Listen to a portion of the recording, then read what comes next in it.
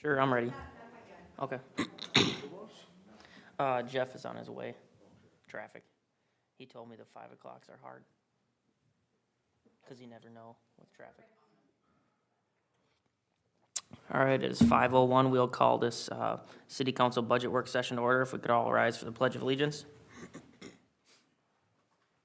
pledge allegiance to the flag of the United States of America and to the republic for which it stands, one nation, under God, indivisible, with liberty and justice for all. Doing roll call, Councilmember Lundin is absent and Councilmember Holmgren is absent. Councilmember Holmgren should be here soon, hopefully. He got stuck in traffic. Is there any public comment tonight? If there is, you're welcome to come forward.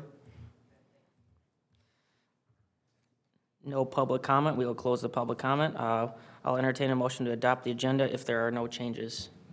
Motion to adopt? Second. Motion to adopt from Councilmember Peterson, second from Councilmember Heeman. All in favor, say aye. Aye. Any opposed? Agenda is adopted 3-0.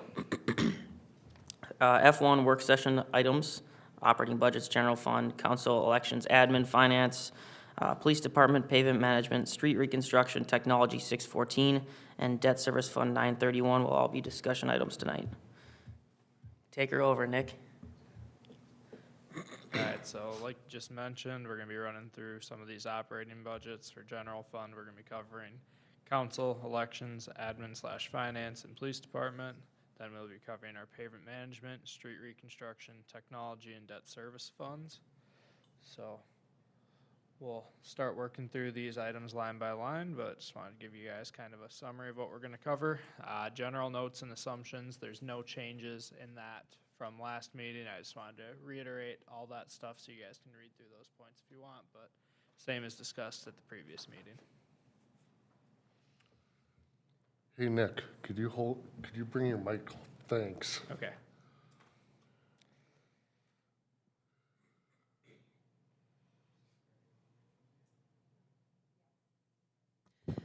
All right, good evening, council. So we are going to go through line by line as we did last at our first work session.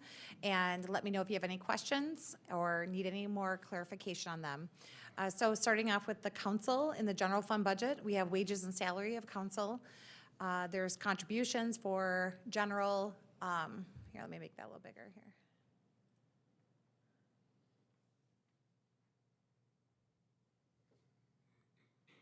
There we go. And workers' comp, those kind of general things. For office supplies for council, we have budgeted $700, and you will see that Nick has added in our family medical leave line, so I did skip that just now, but for, there will be $110. So as you remember at the last budget work session, they were kind of in a miscellaneous line, so now they have their own dedicated line, and he made those changes in all the applicable departments. So just a quick question on that. The family medical leave, that's in the council section. Council's not applicable for that, is it? By state statute, I don't think it's applicable to city council members.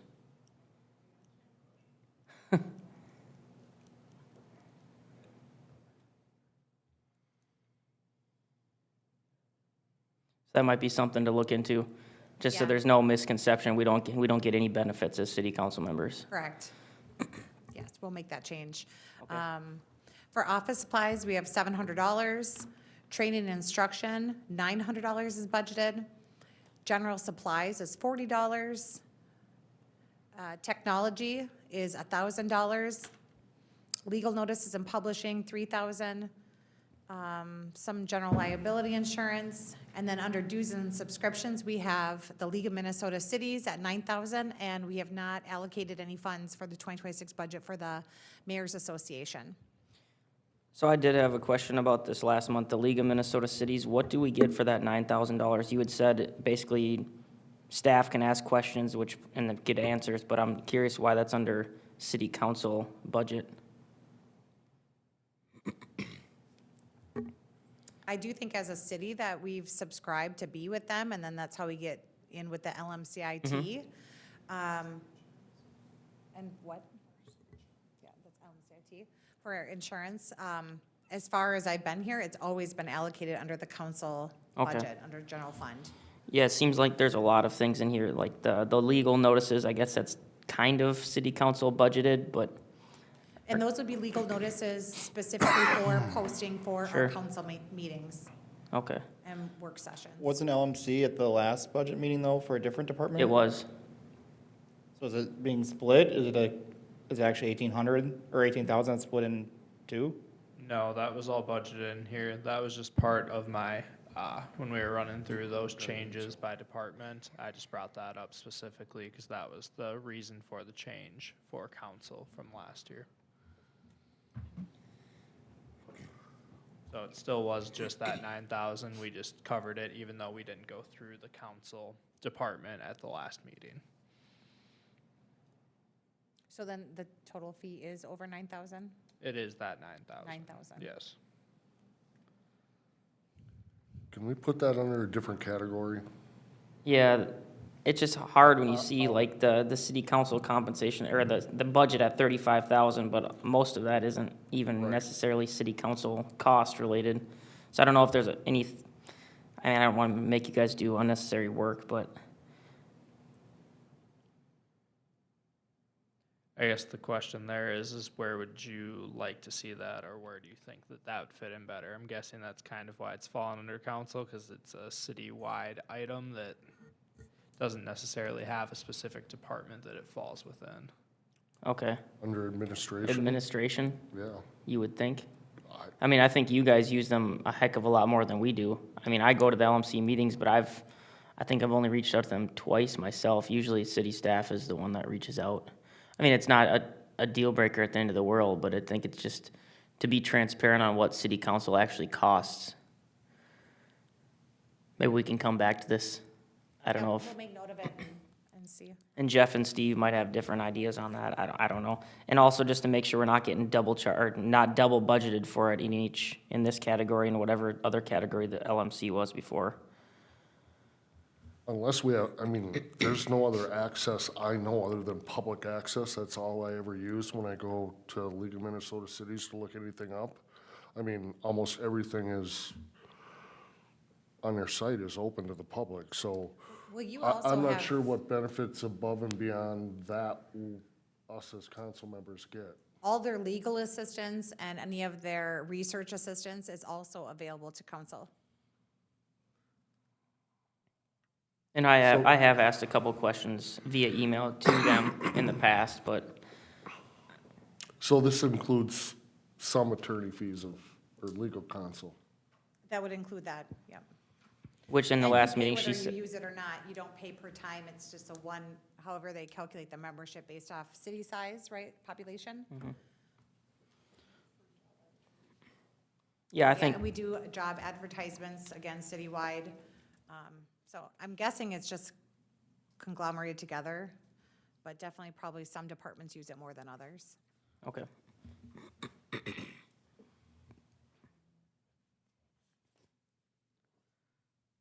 So I see there that there's a 5.35% change. Is there anything there that specifically sticks out that was changed a lot? I mean, you have the $110 family and medical leave, which will probably go away off of there. The legal notices and publishing, I guess that one Yep, that significantly number higher. Increased, yep, just kind of based on historically, 2024 actuals, we came in around $3,700, so I figured that we better bump that up from the $1,700 that was budgeted for 25. And then the other increase there is the $800 increase to the League of Minnesota Cities dues. Yeah, 2024, we had a lot of changes that this group made for positive things, so I'm not surprised by that, the cost on that year. Okay,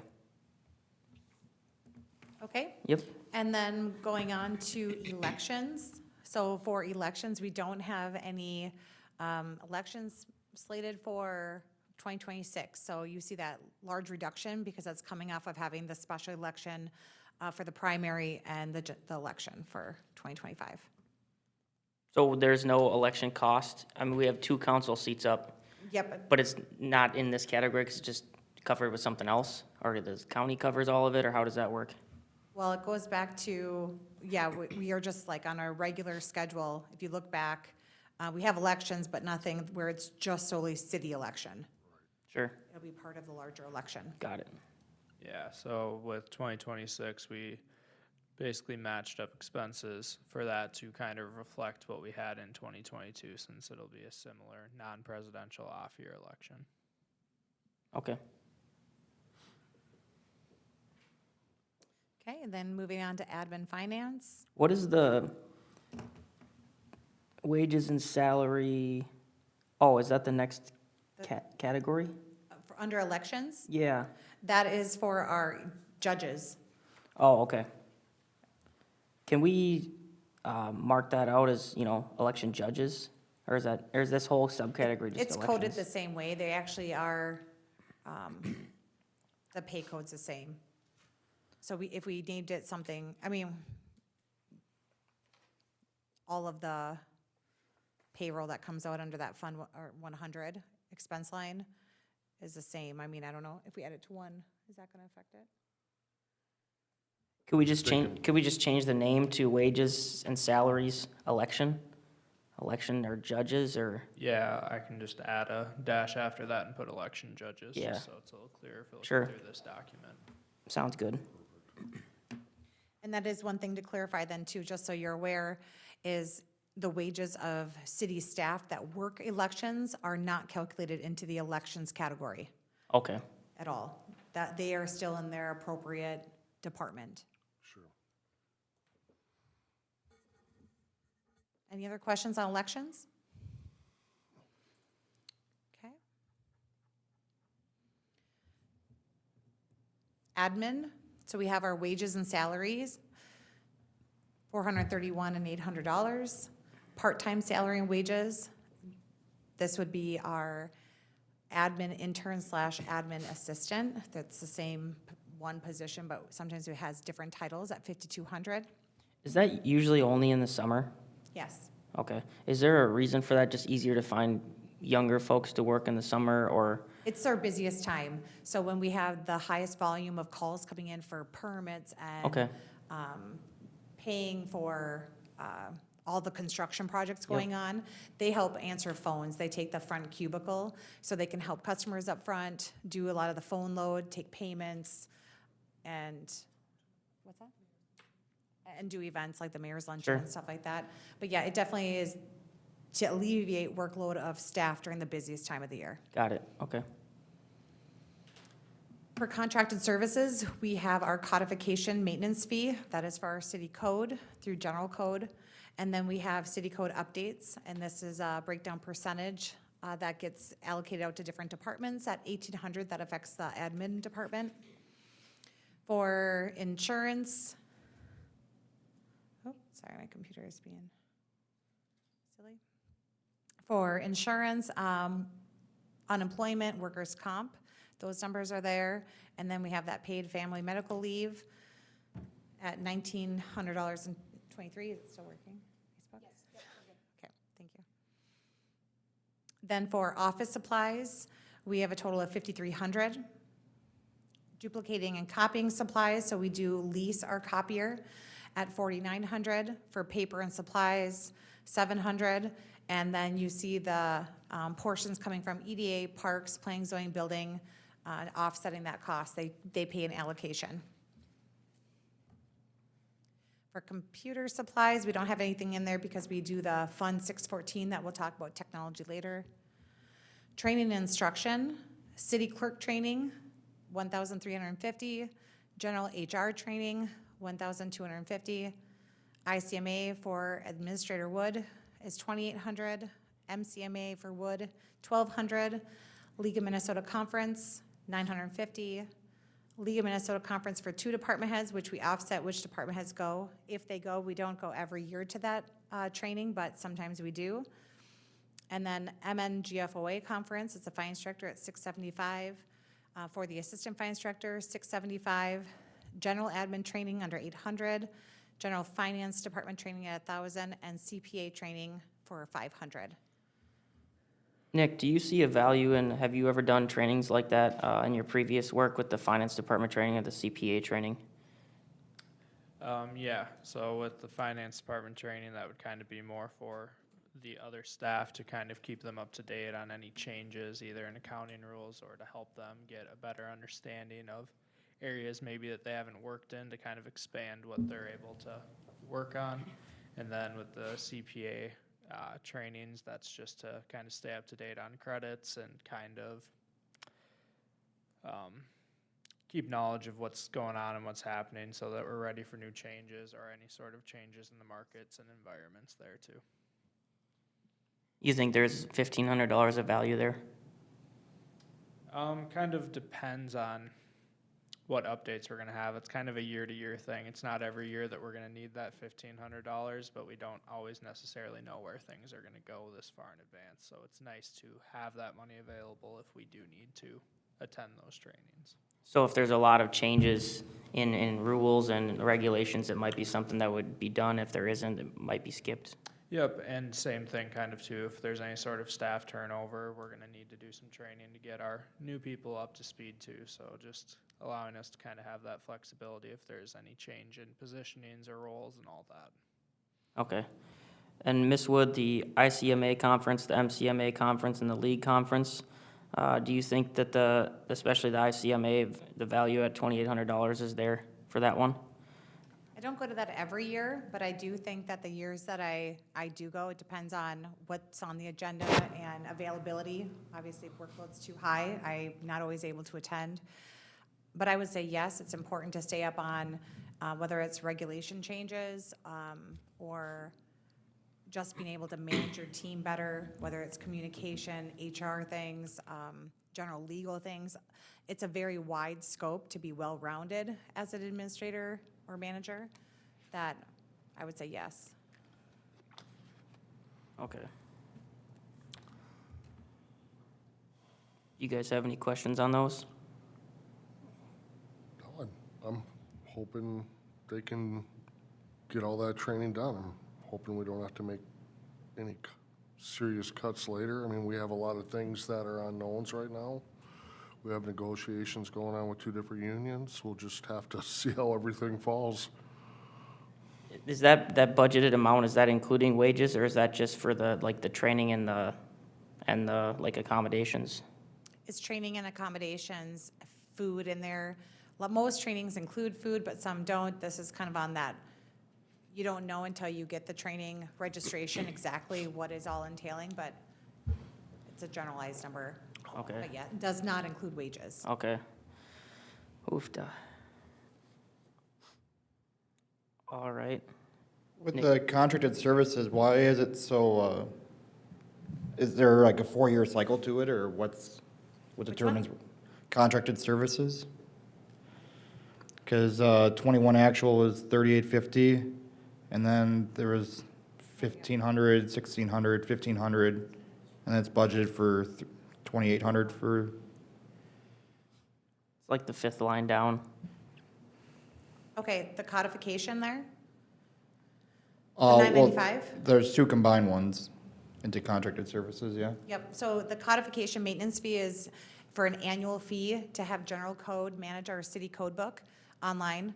That's $995 flat fee. The 1,800, which is a percentage of a larger number, that amount of money is, so every time we change an ordinance, to have that ordinance codified into city code, which is what you see on the website, it costs money. We typically stack them up and codify a few, like usually it's 6 or so together. And so that number is there just in case, depending on, it ebbs and flows depending on how many ordinances we pass. If we pass very few, that number is low. We only pay for the pages that we codify. It's paid per page. If we change a lot of ordinances, like last year, I believe we had 24 city code changes, we pay for all those per page. And who does that go to? That's like a contractor? It's general code. So there's probably 3 main city code codifiers, and we go with general code. That's not something that can be done in-house? No. Well, I can't say no. If we had potentially a software, maybe it's possible. But your alternative is to go and have a PDF. That's the alternative, is a PDF. Have we ever talked about getting the software to do it ourselves? Is that something that would be worth the savings of? I mean, if you're talking 1,800 is only 30% of that, that's $6,000 a year that we're paying just in city code updates. Would the software and the time to do it ourselves be cheaper? We'd have to look into it. I mean, I'm just kind of guessing that there's something out there that would help us. I don't know. We used to have, we currently have a PDF versions for our zoning. The problem that we have with that, and that's actually budgeted for 2025 to codify that code, is because you are relying on staff to make a change and remember and make sure that that was the latest and greatest as you upload that PDF. And the zoning code, I believe, is over 200 and some pages. So making sure that you get every page updated correctly, your table of contents updated correctly, it can be done, but it is a lot of staff time. Okay, And we are guaranteed not to have errors when we go through the codifiers. If there is an error that we find, Jaden checks things, we don't pay for them to fix that. And then it's also searchable. 'Cause Oh. if you go onto our city code through our website, it brings you, if you look at the subject line in your URL line, it actually brings you to code 360. You actually leave the City of Isani website, you may not notice it, but if you look at your address bar, you do. And that is, so it's a searchable code, okay. Well, that's a big benefit on its own then. yeah. Okay. And note for the record that Councilmember Holmgren showed up at 5:21 PM. Did that answer your question? Okay. So what went up there as far as budget? Just because we've been changing more and getting more code codified? Yeah, I think I don't know what we did, I want to say it was 18 for 2024, but, I mean, we used to have years where we had 6 ordinance changes, so we just brought it up for changes. Okay. I don't know that we're gonna have that many this year. I think we've changed most of the stuff that was We can, not advantageous to businesses and homeowners. I think we're pretty good, but I would be okay with knocking that down to $2,000 personally. yeah, so we didn't raise it from 25 to 26, but we did raise it $700, a little over 700. No, sorry, that's year-to-date, 1,000. We raised it a little over 1,000 from 24 to 25. I mean, is there anything in city code that you guys aren't happy with? I mean, we've done so many changes and made so many things better for everybody. You know, if we could take the approach, if we want to change something, unless it's an absolute necessity, if we see some things or have some concerns from the citizens, maybe we just do it once. Try to, plan it all in a 1-month period, and then I think that would be a cost savings instead of doing one every 3 months. or Depending on every the other month timing. Like we're doing last time, right? Yeah. I would be Just okay a with thought. putting that to $2,000.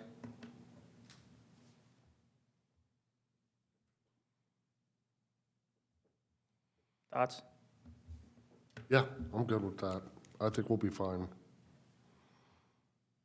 Okay, so the total for contracted services will go to 2,000 and taking out that 795 out of the city code update Sure. per se, but that's a percentage. Right. So Nick will look at how that affects the other departments and the portion that they pay, so, I think we'll be all right. I think throughout the whole city, we're not gonna have as many ordinance changes that, I just don't see it happening. So I think we'll be all right taking that out of all of them. Personally. So would you like to see the total then for that be 2,000 to be spread across those departments? That's what you're looking for? Well, percentage-wise, say if we take out $800 out of city code update, that's gonna take out roughly $1,600 total out of the other two. So just take out an equal amount. Okay, I think that'd be more than safe. okay. I mean, if you well, look and at, what we can do too is if Jaden can monitor where we're at with costs, because it goes per page. So some of those smaller ordinances don't cost us as much as like a Sure. larger one that affects 12 pages, a 6-page one, so it does depend on what potentially the chapters are changing. But if she gets towards, we get midway through the year, maybe she provides an update to council and says, we are out of funds for codifying, therefore there could be some discrepancies of what we passed at council to what people see on our website until the first of the year, that could Perfect. be worst case scenario. yeah, I don't think we'll even be close, so I think it'll be fine.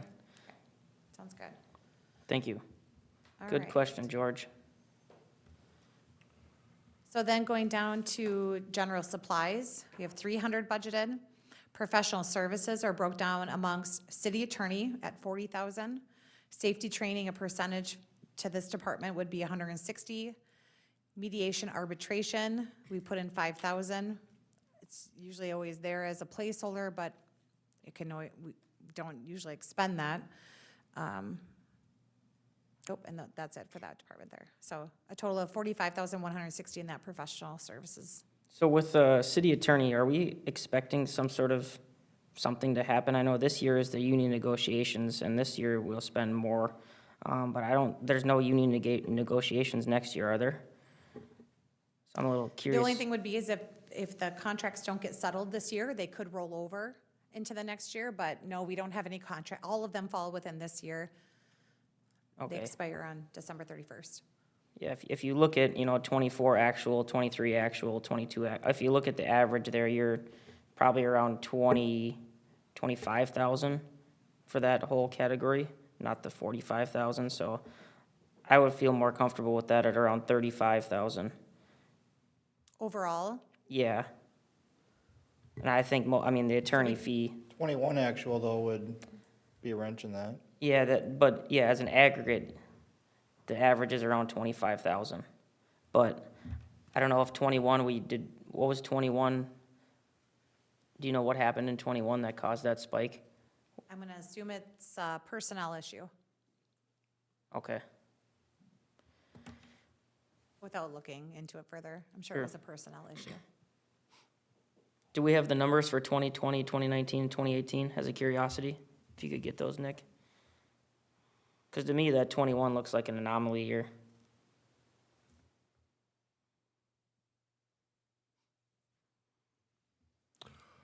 Two thousand nineteen actual was 75,000, 2018 actual was 32,000, 2017 actual was 37,000. Okay.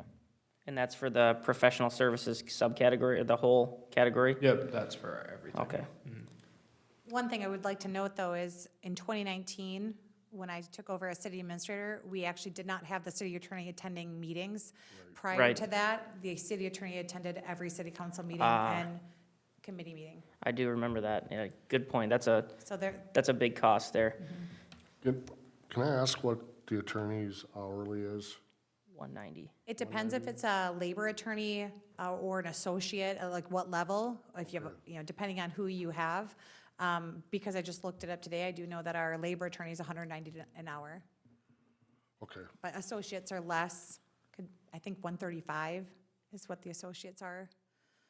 And I don't know how much LMC attorney stuff we can get. Is there any chance that LMC does attorney stuff with negotiations? Or any of these things that we use that we already pay for the city attorney for that LMC could just help us with? I'm not aware of that. They do have legal help, but when it comes to things that are specific to your city, like a personnel issue, they'll usually use a caveat, make sure you discuss with your city attorney, this is just a recommendation, because they can't be held liable, they're Sure. not working for us per se as in this specific instance, but they do give good general help. Okay. I do think, though, when people contract with Flaherty and Hood and use, is it GCMC, the Greater Minnesota Coalition, they get legal assistance from Flaherty and Hood they are the attorneys and kind of work to help those smaller cities, but I'm not aware. Do you have anything else to add to that? For union help, I have not heard of that. Yeah, for union help, they're always gonna tell you to go to your city attorney. If Okay. you contact the LMC for just general legal questions, like, hey, we wanna host elections and have them start at 11 o'clock, is that okay? They're gonna be like, no. Okay.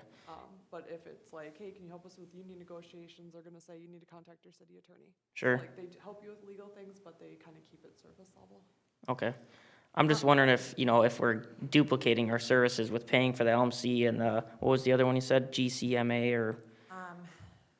Greater Minnesota Coalition, I can't remember exactly what that is, but we don't we don't pay dues to them. So Okay. we are not a part of them. We had tried at one point, we actually did not continue on with them because the cost Okay. after that first year was quite a bit of money, so we did not continue with them a few years back.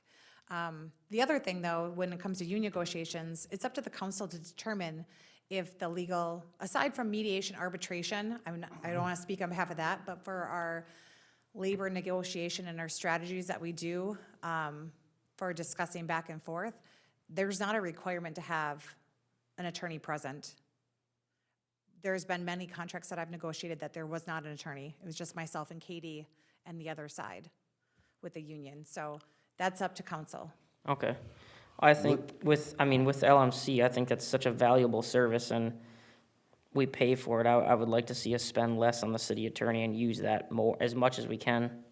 So maybe that could help keep the cost down too. Let's just make a note and revisit this one when it comes time to making final cuts. Okay. I'm gonna need at least another probably 2-3 hours of attorney time. I think I only used 1 or 2, I'm not sure. I didn't ask him many questions, he just looked over a few things. But this is for 2026. Oh, for next year? Yeah, this is the budget for next year, so, Confused and on we these don't have things. any I'm looking union at two negotiations different next sub- year, so where's I'm just wondering, I think we're shooting over by 10,000 be. bucks or so. There could be, it could continue into next year, but Or you could get a 1-year contract. is that, yeah, I guess that's something that we probably shouldn't even talk about. Yeah, usually it's a personnel issue or a lawsuit. Sure. That's where that's gonna typically, Okay, I would like, maybe just $40,000 would be where I'd like to see it, well, but it's up to you guys.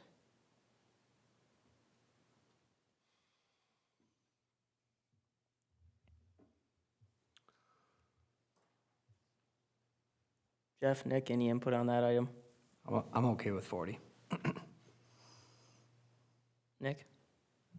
I think just because it's there doesn't mean we need to spend it. We could always defer to consulting LMC before we go to the attorney to try and reduce Right.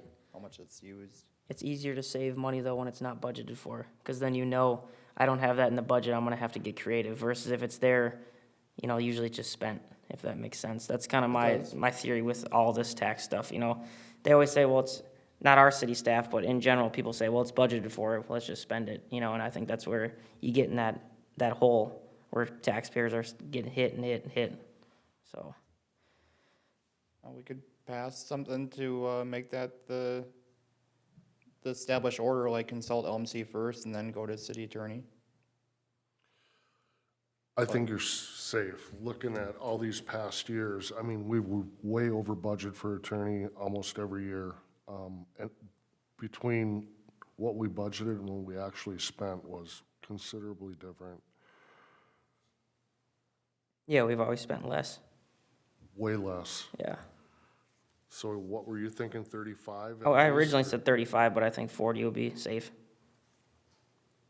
I think 35 is going too low. Yeah, I think 40 is probably safe. It's only $5,000 less, but we haven't had, the last year we were over 40 was 2021. Let's go with 40. okay, so we will reduce the city attorney line item by $5,000. Okay. Sounds good. And I think you guys are smart and LMC is a good resource, so I have faith in y'all. I do play an attorney pretty well. I know. It's only because I don't delete any email. I have like 60,000 emails because I go back, and because questions come back up again, and then I don't ask them, I can just in 2021, I have the answer from that. Okay. Going on to the next category is audit and accounting services. So we have a breakdown that affects the admin of 31,000, let's see, oh, we have a credit. So 31,925 as the percentage that gets allocated to admin. Agreed upon procedures is 5,000, and then a credit that comes back from those other departments as their portion of paying the auditing and accounting services for a final number of 13,800. For engineering fees, we typically don't have any in admin. That gets coded to the appropriate department, whether it's water, sewer, planning. That's why you don't see a number there. technology, anti-spam software, GIS mapping percentage, civic ready percentage, packet management software, White Bear IT Solutions, that's our tech consultant, Laserfish, Revise is a website, and Cassell annual fee. These categories have been cleaned up from the last budget work session, so Nick went in and looked at the percentages, the amounts, and also the titles of them to make sure it was clear. So that category of technology is 10,920. So with the anti-spam software, is that a percentage as well?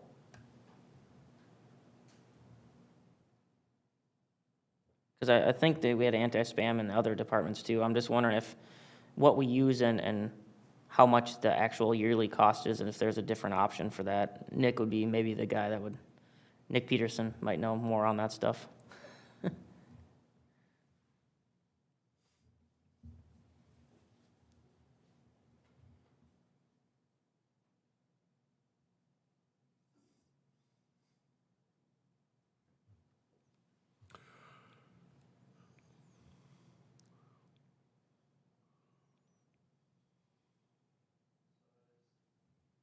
That is not a percentage, that's 2 fees along with an internet base fee, basically. So the base fee per year is $300 per fee, and there's 2 fees that are charged to admin.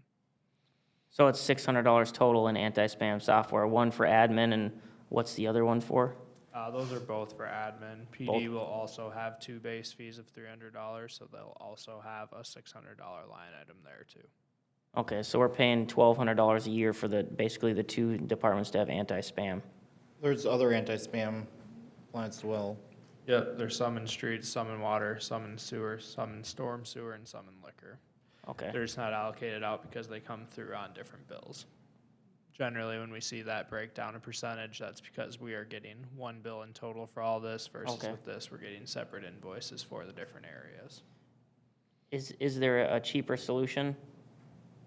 Have we ever really looked into that, or have we always had the same? I know we've never talked about this particular line item. I've not personally gone through that. We've used our IT consultant to give us his recommendation. Okay, Same with like firewall and server information goes through him. sure. Hey, I think firewall and server information are more important. Anti-spam software, there's quite a few that are out there that I think we could get significantly cheaper that are just as effective, but I don't know how big our network is, so I don't know what that usually costs. Nick, do you have any input on that one? Peterson?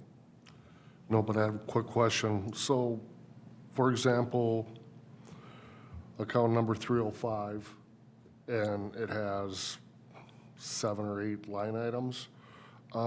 If one line item ends up spending more and another one less, does it get shuffled? Can it be shuffled, or do you have to spend per line item and you can't go over? So historically in our city, we tried to stay very close within the line item specifically. That's not typically done in general or governmental accounting. Usually it's the overall budget, not even by 305. But in ISANI, we do try to stay really true to the line item, so it's Okay. very clear. And that's why you see us coming to council with a budget amendment. We're asking sometimes to spend money from this area into this area, even though it's within the same department. So it's very transparent of exactly what we're spending. So, just to clarify, so 305, if you needed more money for revise, but you didn't spend as much in one of the other line items, you would have to ask permission from council to move it, or you could just move it yourself as long as it's under that? It depends how much it is. Up to 1,000. If it's over 1,000, we would come to council. Okay. And say that we're over, we're requesting to spend more in this line item. And that doesn't happen very often. Not- Once in a while, something extravagant or weird will happen. I wasn't worried about line item. What I wanted to make sure they had flexibility to be able to, use this money. If we're budgeting X amount for account 305, they can use it as needed. And this is their projections of what they need it for, but if they want to juggle it around, I want to make sure it was okay. If it's a small amount, Right. I would say we have that flexibility. But otherwise, we come back to council. Okay. Nick Peterson, did you have any input on the anti-spam software discussion? Not readily, but I can talk to the IT people about like one solution for all departments, or if there are some Sure. competitive offerings that would drive that down. Okay, yeah, I think that would be good, because if it's, I'd also like to talk to them too about the internet situation with all the different buildings having their Yeah. own redundant thing, if we can do like a wireless intranet that's multi-site to not have that be happening. sure. Yeah, there seems like there is a lot of redundancies, almost like having separate phone accounts when you could merge them all into one and save money. So, and maybe that's just, over the years, it's been easier when you add a department, add a building, you just add a new line, and it, eventually, you gotta think about combining everything if you can. Yes, that'd be a good thing for you to look into and maybe come back next budget meeting or sometime around that. Okay, Yeah, if Councilmember Peterson, if you want to work with Katie, she can help you get connected. It's a different person than you met with before, and try to get something scheduled. Okay. okay. And the WBIT Solutions 15%, so that's, That's that person. yeah, so that's roughly 42,000 a year that we're paying them. I think we talked about that in the last meeting, that was the best price we're gonna get. And is that just a flat rate no matter how many questions we have? Yes, he's charging us a flat rate. He does, you'll see sometimes his invoices fluctuate, and that's because if he purchases, for example, a new firewall, because ours died or something, or server died, he will purchase that and then pass that cost on to us, so that's why sometimes his invoices fluctuate, but for his actual services, it is a flat rate. Do you know how many hours a year, if you had any guess, that they put in? Oh, Too hard? we'd almost have to ask him, because each department head, so if Travis, the chief, contacts him to work on PD, I may not know he was over there, Okay. and he could spend all day fixing something, that would be hard for me to guess. Okay. You guys all feel that this is a good, fair price? You're happy with the service? Well, we did go out for an RFP just a couple years ago to Yep. ensure we were, which most did not give a flat rate, but yeah, he was very low compared to the next person. And the service is good? Yeah, I think it's fairly good. I think when you have a large company and they have 20 people, you get some pretty fast service. He is, one person, so sometimes you do have to wait, but I do think that we get good customer service for what we're paying for, 100%. Okay. And then with the communications, the Verizon, the 8.8% at $1,800, man, we have a lot of Verizon accounts and a lot of money's paid out to them. So those are all the cell phones or Right. iPads Right. and hotspots for PD. Well, not in this one, but that's where you see Verizon in a lot of different departments. And I assume they give us a bundle value on all those accounts? I mean, that's, And on almost all of the lines, we pay a public services, so we get a discount because of public safety discount. Yep, we get a government discount, as well as a safety discount.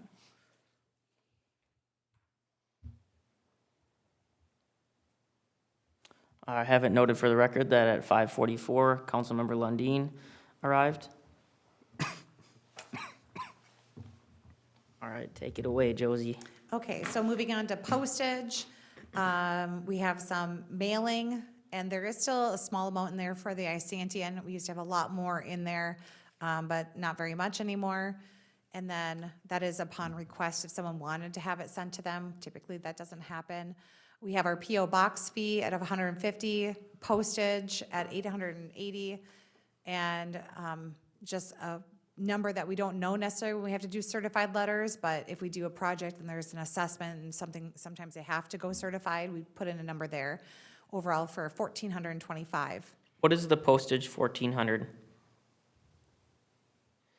What's we just estimate we're gonna send out 1,400, is that just a total estimate, or is that based on something? There's 2,700 households in Isani, so I'm just wondering where the 1,400 number comes from. And also the postal services increased their price Yeah. 5 cents. Yep, stamps are going up. We do have we do pay a less fee than like a general stamp. I think we get a discount there, but I don't know where that number, I think Okay. it's just if we were to send out that many letters. Because utility billing gets factored in to those enterprise funds, but I'm not sure.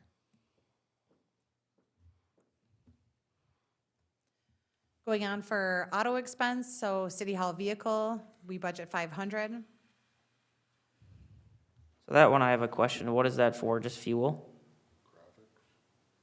It would be fuel, it would be, let's see. Yeah, actually, I think it's probably just fuel, right? Well, looking at it, I think we could knock that down to like 200. There was one year you spent $4. $4, $30, $98. I think it's just fuel. No, we'd have to spend more than $4 on fuel in any given year.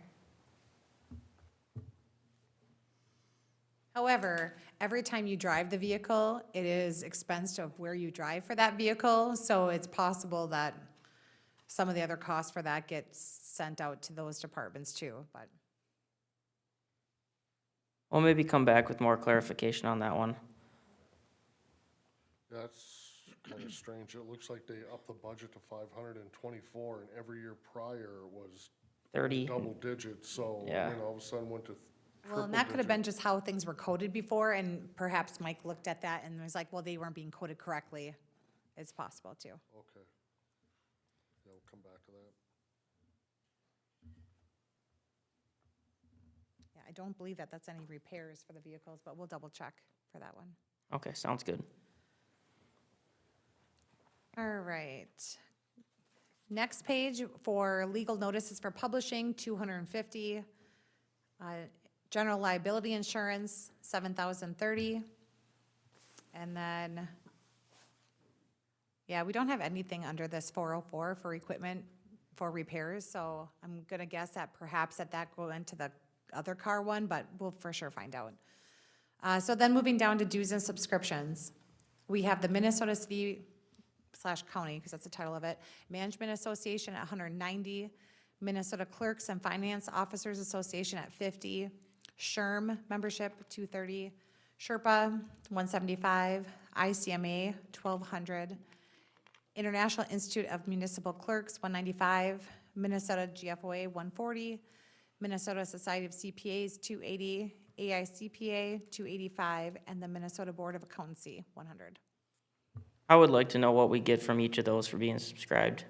I know there's a lot of programs and associations that go around and ask for money, and I'm just wondering what we actually get for that $3,000 every year from those. So for the Minnesota County Manager Association, MCMA, they send out a lot of training information. They also do, that would be for my position, anything from kind of similar to what I said before for the ICMA, training, but it's local. So it's going to be things that are affecting you here in Minnesota. Here's how you're dealing with this issue. They also do have a legal person to help a little bit. Probably the best benefit from that organization is that, well, they do that training and you do get a discount to go to that training, or the conference, I mean, but it really is having people that you can reach out to that aren't just your local cities. So if you go to some of they have 2 meetings per year, which I don't always go, actually I usually don't go to those, but I've been to a couple of them, and you can find people who are willing to help you, so then you aren't contacting the attorney, you're finding people who have gone through something that you've gone through, whether it's annexation or some kind of big thing that you typically don't do on a year-to-year, and you can use them for assistance. They'll share documents back and forth, so it really is a community of the leaders for that one. So it sounds like that one might be a better value than the $2,800 ICMA. So the 2,800 ICMA is a conference. This one for ICMA 1,200, which I don't get as much, and I don't usually read very much that comes from ICMA, to be perfectly honest. But the conference, if you aren't a member, the conference is $1,000 more. So really, the membership is like $200 if you go to the conference. So how often would you say you go to that conference? Every other year or roughly on average?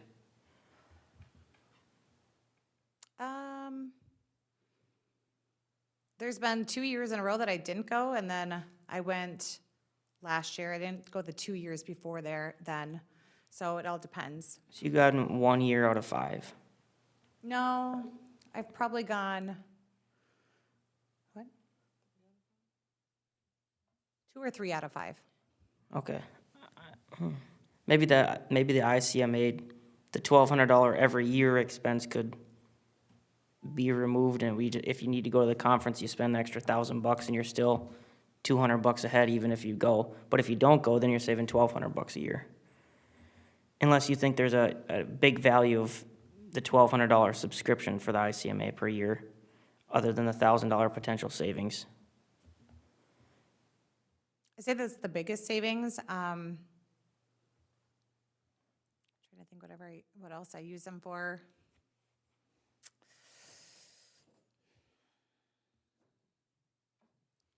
They do have an ethics board, and sometimes you can run ethics questions through them. That's probably the only other thing that I've used for, whether it's ethics of a council member or just in the profession.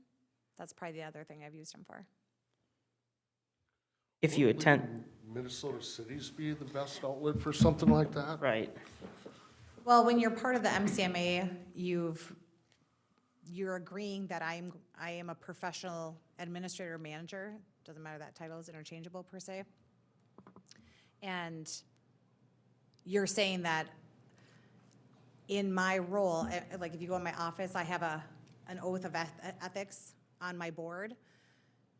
And you're saying that I'm a leader who is going to be abiding by, these are the standards. You don't like what I say, or, that I'm gonna be ethical. This is the professionalism that I'm holding, so. yeah, I think the MCMA for $190 a year, it sounds like you get a lot of value out of that, but the ICMA, you'd said basically, we're a member of that $1,200 a year to get the $1,000 a year savings on the training if you go. I think we should just, if you want to go to the training, we pay the extra $1,000. But if you're going, save 50% of the time, you're saving, $2,400 to pay out $1,000. So you're saving an extra $1,400 every 2 years if we're not a member of that, but you still go to the trainings. If I don't read the newsletter that they send out and the magazines that they send Sure. out. I mean, they do have good information in them too, but they also are not necessarily regional, just to Minnesota. Sure. Yeah, I think the MCMA provides you more value based on what I hear, because it's local. But what are you guys' thoughts on that one? It's a pretty big expense every year, $1,200. Math checks out. If she goes half the time, it's 1,400 saves. Can it be anybody else besides just you? To go to that training? Yes. Like, It's in my contract to go, it's not anyone else's contract. I get that, but for, having another person that's just as knowledgeable and some of the job duties. Well, I think that you can get a lot of it out of every training to, Yeah. I mean, I've never gone to any of the trainings at ICMA. I'm like, well, that was a waste of time. I mean, they have a lot of money that they put into, MCMA is gonna pay, because I was on the board to help with their conference. You're paying, $5,000 for a speaker to come talk to the Minnesota group. ICMA is paying $50,000, $80,000 to give you people who are like the top notch. I mean, it's nationwide. People come from all over the nation to go to that. But I think that if I wasn't gonna go and I had somebody else, like especially, someone like, Katie, who fills in for me a lot if I am gone, if I had an assistant city administrator, absolutely, there'd be benefit there. I would hope that, I hope nothing happens, yeah, but some could happen. And it'd be nice to have staff that knows more of your job duties so that we're kind of covered, and then we don't have to rely on an outside agency to help fill some of those job duties. So that's why I guess where I see there's a whole lot of potential, not just for our city administrator, but other staff to go get some of this training too. But they do get To that point, I will say, while there's a lot of great redundancy that we have in me covering for other people, there is very little redundancy in mine. And I think we should try to cover our butts a little bit on that aspect. But do you think the ICMA membership at $1,200 a year really provides that? Well, I The, don't, the training might itself, but does the membership? I don't think you can fully justify putting staff on, 10 minutes to be like, is this justified? Oh, I right, don't right, thi- right, I don't think 100%. they have enough time to really prepare and think everything through. Sure. And for $1,200, I think I'd just leave it in there. Just like I can add on to them, I mean, if Josie. Sorry. You're good. I think if Josie can't go, I think if Katie is willing to fill that, I think that, then we have somebody going every year. And it keeps everything up to speed. $1,200, I'll be honest with you, that's spitting in a cup. You know, there's other more money spent that's a lot more than $1,200. $1,200 is interest in a week. So I don't, that $1,200, you're gonna split hairs over that. We're really trying to dig too deep into things. And I think if we left it in there, we'd make the policy that somebody goes from the city, either be, Josie, Katie, or even Stephanie, or somebody else to help. If, like Josie's got something coming up, she's not gonna be here for a few weeks. So, they have that extra training where they're not bothering her, because I know she's not gonna be wanting bothered for at least a week after that. So, trust me, my wife went through it, I know. So, it would help in longevity. Then it also sets up somebody like for Katie, when something, Josie decides that I'm done, I'm retiring, I'm quitting, I'm moving on, they move out of state, we have somebody that can fill in that role to take that admin position.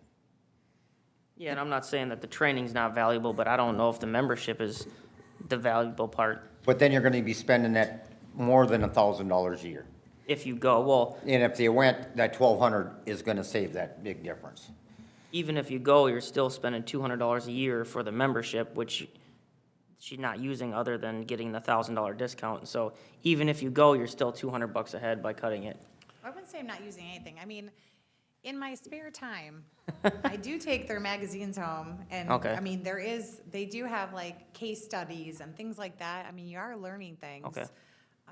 There's more Fair to it I enough. than think that just if I going to the had conference. less positions, I could utilize more things, but I'm just being perfectly honest. In this Okay. last year, I've used it very little. And I see a lot of these bigger savings on the fire side. I don't know a whole lot when it comes to staff in some of these conferences, but on the fire side, there'll be conferences that you go to, you don't think you're getting anything out of it, but we came up, before it was real popular, was the duty crew system. That saved tens of thousands of dollars every single year. But you don't know some of this stuff unless you're going to these conferences or you're flipping through the books, because there's new systems that are used around the country that might not get up here right away. And a lot of the other departments might not see value in it, but if you are going to these conferences and a part of these memberships, it does save considerable tax dollars every once in a while. Okay.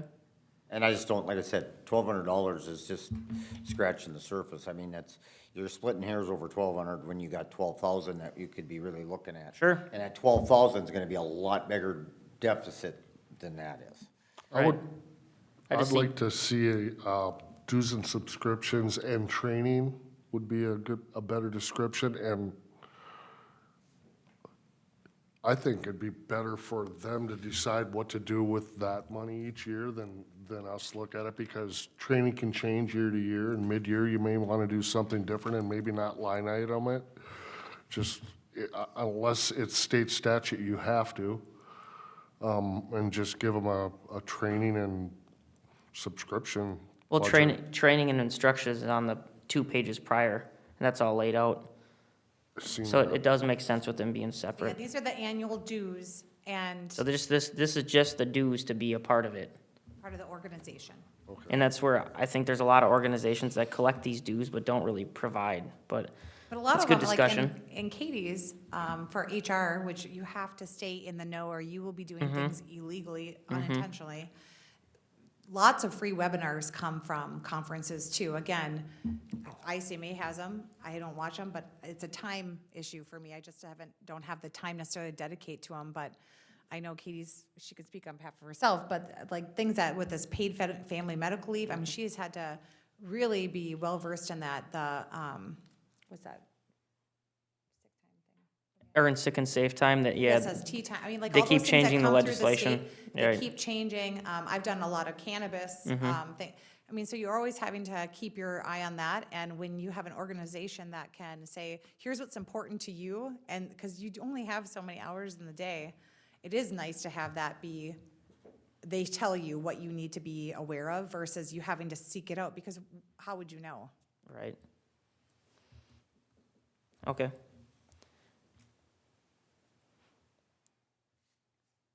Are there any dues or subscriptions there, Josie, that you think maybe aren't necessary? No, I think that we have, to keep people credentialed at their levels that they're at. Okay. I think they're all important. Okay, The CPA one is new, but it's really important that Nick be able to keep that designation. Yep. And the value that that provides. all right. Well, good discussion. Any other questions on those dues or subscriptions, guys? No. All right. Then employee wellness is $800. Any questions on that? Otherwise, that will be it for admin. What is that? What's that? What is employee wellness? Employee wellness is something that started, 2016, 2017? But that is there's a policy on it, that it is for, Katie is in charge of that. Anything from doing a team building activity or trainings that have to do with mental health or wellness or anything like that. Different challenges. What else have we done for? We can pull that policy, send that policy out, or it's in the policy manual as well, but sometimes we use it. Sometimes, we don't get as many activities put together for, but it's employee-wide from HR.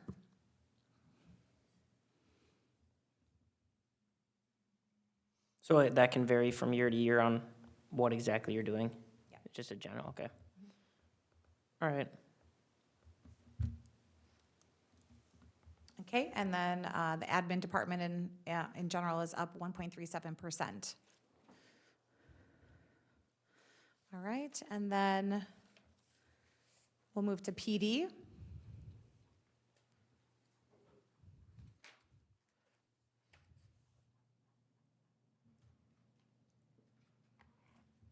All right, wages and salary are at almost 1.2 million. Part-time salary wages is 41,700. Full-time employee overtime is broken down amongst the categories that the officers are working. So it's just in general overtime. That can be from, like, what our current situation is, being down an officer. Rodeo Jubilee overtime is about $9,000. Training overtime, $10,000. And then attending special events, that could be street dance, it could be other events within the city that require police presence at $6,500.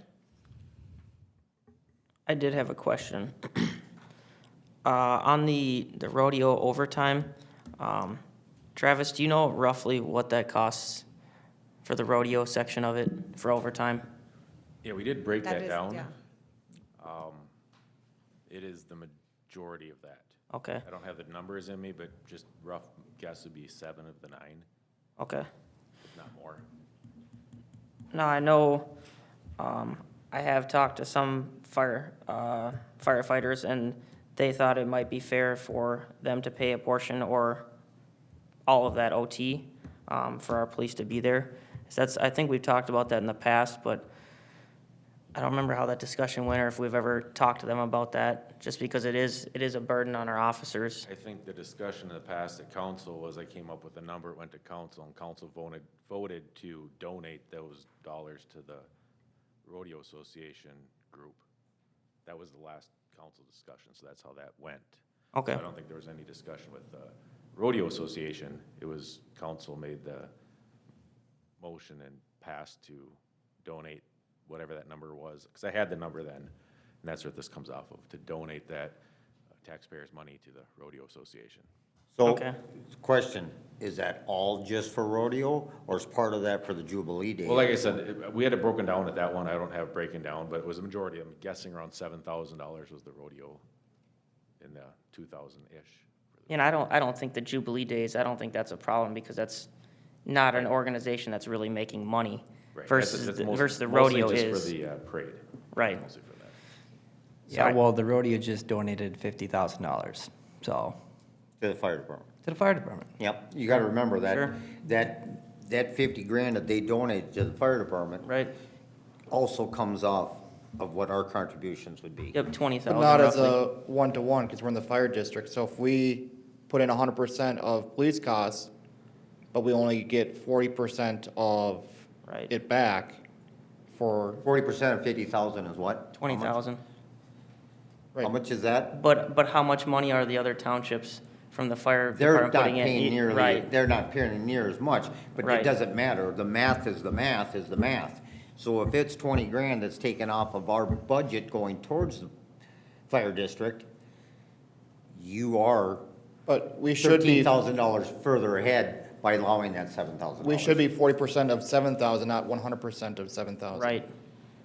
If that's the way you want to look at the math, that would, it's just, like, you know, Chief Myers just said, it's you're taking $9,000 of taxpayer money and using that for the rodeo, which is good, but I think at the end of the day, people should decide how their money's spent. We shouldn't just decide how it's spent for them, if that makes sense. The rodeo association is completely separate than the fire district. So Right. if they donated 9,000 towards police wages, it wouldn't affect what we pay into the fire district at all. But the 50,000 that they gave the fire district saved 50,000, 40% of 50,000, what we would have to contribute to the fire district. Right, if they contributed it- 40 instead of 50 is what you're saying? Yeah, so I Because of mean, that? it's, so they're saving us money in the long run by doing it. And the Relief Association, the Rodeo Association donates a lot more than just that $50,000 check throughout the year. I know. There's a lot more money going from that. So when the fire department is in dire need of things, that rodeo association ends up donating it to the fire district, which then isn't adding to our percentage of the district. I agree.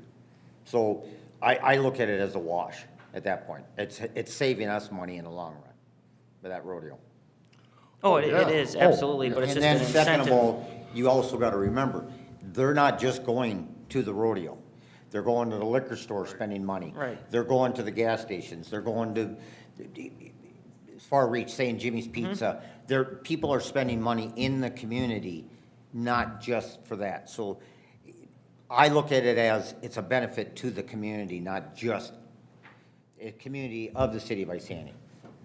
So to me, I would say I'd leave it the way it is, because it is a lot more benefiting the city more than you think. Well, definitely, it's a benefit, and, you know, there's no doubt about that, but the incentive of, the city is supposed to cover 40% of all the fire department costs. I know it's a separate entity, but if we were to take 40%, that would be, you know, we should, if we're paying our fair portion, we would pay in $2,800 roughly for our portion of that, and then we would hope that the other part of the district would pay for the rest, and it's just what's happening is City of Isani taxpayers are paying for overtime at $7,000 a year for that event. You divide that by 2,500 households, that's $3 per household, roughly, a little less. That's costing people, even if they decide not to go. But if you have everybody sharing that equally, AKA the fire board or the rodeo association board paying for it, then it's, everybody's getting the same benefit. Otherwise, there's an incentive issue there. It costs me $3 and I don't go to it, I could care less about the $3. Okay. I'm gonna be totally honest with you. All right. If it comes push to come to shove and it's $3 a year. Well, it's not gonna come push to shove. It's But not I'm gonna just, cancel the I'm event. just saying is, I guarantee you, more people would say, I don't care about that $3 Right, a but year. if you have 100 items that are each $3, then it starts to make a difference. And that's the problem with government, I that have people more, don't think I have about more that. problem with what I pay to that school district than I do paying the county and the city. And I have nothing, zero things to do with the school district. Nothing. I don't have grandkids, I don't have kids that go there. I haven't had anything to do with that school in over 20-plus years. And that's a heck of a lot more than $3. That's fair. That's a third of my taxes. And my taxes increased in the last 5 years, almost $3,000 a year. And majority of it is going to that school district. But we can only control what we can control here. That's right, Yeah. but what I'm just saying Right. is, I would see that as a big tax cut to our residents if we could figure out that problem. Agreed. And that would save them a ton of money, and they would not see anything that we do in this council as a negative remark. Agreed. If you lose that short portion of that tax base, a third of my taxes go to that school district, and I have nothing to do with it. I haven't been up there in 25 years. I haven't even walked into the school in 25 years. George, what do you think about the overtime for the rodeo? Is that something that you think that we should cover or the fire board should cover? Or rodeo association, whatever it is? I mean, if we're gonna take the approach we're donating the money and it benefits the city by bringing people in, which is true, I can buy that. But if we're looking at 9,000 overtime, I guess it really comes down to, is the police presence actually seeing an officer better than donating 5,000 and hiring some security, which would be way cheaper? I mean, that's what it would come down. I don't think it's gonna come down to no police or not. I think it's just that we would get reimbursed for the police presence. I think the police would still be there. Just part of that discussion that you're on, George, is the fact that when we have an influx of, Jeff, you can probably correct me if I'm wrong, was there 5, 6, 7,000 people? We had the Right. number at the time, right? That we can't just operate as status quo with our 2 officers on. We would not be doing our responsibility as a police department, right? Correct. Because our town just doubled on those 2 nights. So True. we have to staff for that influx for police services. Not saying that we're doing security for them, but just because when you have that many people and an event, you have to have police staff for those circumstances. So that's kind of the premise, not the security is a separate issue, right? Do you know if there are other cities that do these types of events? I mean, it's a big event. It's not just a small little expense. Are there other cities that do this and bill back to the company or? Yeah, I mean, that's a standard way. Like, I'm just thinking off the top of my head, like the big one in Blaine, I can't think what that one is, the golf thing? Yep, oh, the Yeah, PGA Cup. that's- Yeah, So, yeah, that's, no, we can stick to the rodeo, but there's also Jubilee. And we give them a lot of stuff that is city staff time and everything. We're gonna start billing them too? No, Because you want these events to make your town unique. Right. And we are also about small government and keep staying out of, private entities. But now you're saying, well, no, we want our money back. Just because the They- overtime's associated with that. You then get you that also- They're money making back money through on the event. donations, and that directly lowers taxes for Right. the fire side. And I think you guys are just gonna, I agree with keeping it, Okay. let's just keep it You the also way gotta it is. remember, the sheriff's department also has the same problem, because they do send deputies that are working, riding horses, driving through town. They're doing the same thing, and I'm sure they're not going back to the fire district and saying, hey, I want money. Fair enough. I've seen the sheriff's office use the rodeo as training for their new deputies, for breathalyzers and things like that. So there's more benefit than most people realize. And I just don't think you're gonna treat the rodeo the same as, the Jubilees or any other nonprofit that's in town. Just because they're successful doesn't mean we should be nickel and diming them. Fair. We should be encouraging our nonprofits to be successful. Because there's not a whole lot of cities that have a huge event like ours. And one day, it might not be here. You never know. They're here, then they're not. I don't know what's gonna happen. I think we might have had the discussion last year. I think it's a hard pill to swallow to spend that much money, but I think it's well worth it in a lot of different respects. And just- I mean, I don't a remember- lot of people from all over the state come to this event, and maybe one of them is a developer and never looked at Isani before, and, so. I don't think we're talking about stopping, it's just that like, all the cities in the fire district are benefiting from it, but we're the only ones, as far as this line item is showing, that are putting that expense towards that. It's just trying to distribute the cost amongst the rest of the fire district. Exactly. Why don't you just, at the next fire board meeting, ask those firefighters what their opinions are? And I know last time we had this discussion, I don't remember what council, what year it was, because then we ended up putting in the budget. The council mentioned for the good of the city, whatever, and I know since then, we've only had one other nonprofit request officer, that the council made the decision to donate the officer to their event because they did it for the rodeo association as well. So there's only one that's done that, but we could have other events do the same thing too. Is that a concern for you? No, it's not. It just, Okay. that was just, it's happened. I mean, it could be a concern if every special event and every Friday, I mean, if the farmer's market wants an officer out there to help with traffic, that'd be another group that could ask for that too. So it's just something to think about. Because we did it once. We only had one other group that asked for it, that the council approved. Okay. Well, it's good to have the discussion. Sounds like just keep it in there, but it's worth asking the questions. You never know if you don't ask the question.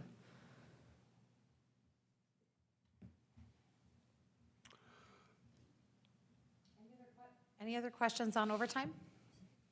Okay, does anyone have any questions for HR? Otherwise, we'll excuse Katie. Th- Thank you very much for coming. George, do you have a question? No, no. Okay. He's got a baby to go take care of.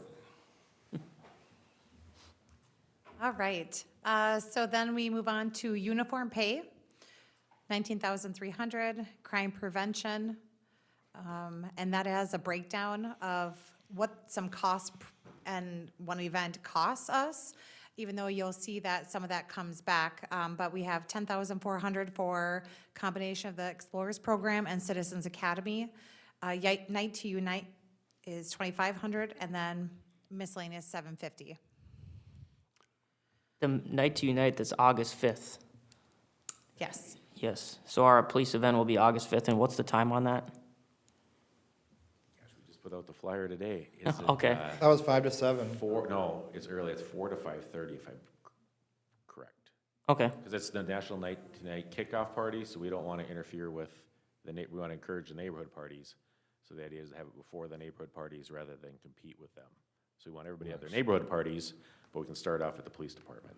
And this will be an event like we had last. 4 to 5:30, okay. People are excited about it. They've been asking me about the time, and I wasn't sure yet, so, The flyer is on our website. So as of today? Perfect. And it should be better than last year. Better? Yes. How so? Awesome. Just, there's more stuff. Okay, cool. Leave it at that. All right, It's a surprise. yeah. That event went really well last year, so, It was great. yeah. What a Good show. idea to do that last year for the first time. I think it's awesome. All right, and then moving on to, we have insurance, unemployment, work comp numbers there, family medical leave numbers. Office supplies are at 4,000. Computer supplies, again, computer falls into the tech fund, which we'll discuss later. Training and instruction is broke down among ammunition, Minnesota Chiefs Conference, Jubilee Days meeting, miscellaneous training and courses, miscellaneous reserve training, and patrol online. So I did have a question about the Explorer program, Travis. How is that going?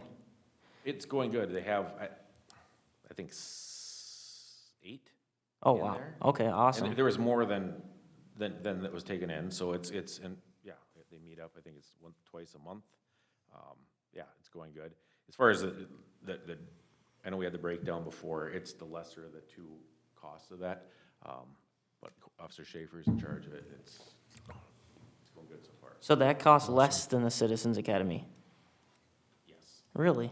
Just Okay. because of the staff time.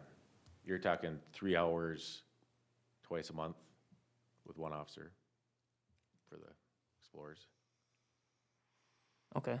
And we are planning on doing the Citizens Academy again, probably October, Yeah, November-ish? actually, that will come out. We did it, same thing we did last year at that Night to Unite party is where we pushed the marketing out. Okay. We didn't want to push it out before, then push it out at the same time. It's already Okay. scheduled for it'll be the same protocol timeline, yeah. Sounds good. Can you email us, like, the flyer or the sign-up for that, when that time comes? Because I think people are gonna be asking about it. People have asked about. Yeah, it will be on our Facebook and then, yeah, but we can send it out as well. Okay, And we'll have paper versions of that next Tuesday. okay. Sounds good. Do you know why the 24 actual on that was over budget? On that No, I wouldn't know. I believe that I had looked at that before, and that was ammunition. Oh, on the, you're talking, sorry, we went from night, sorry. Yeah, ammunition, that was order from, what year would that be? 23 orders that trickled into 24 orders. And ammunition is kind of like how vehicles were during the COVID time.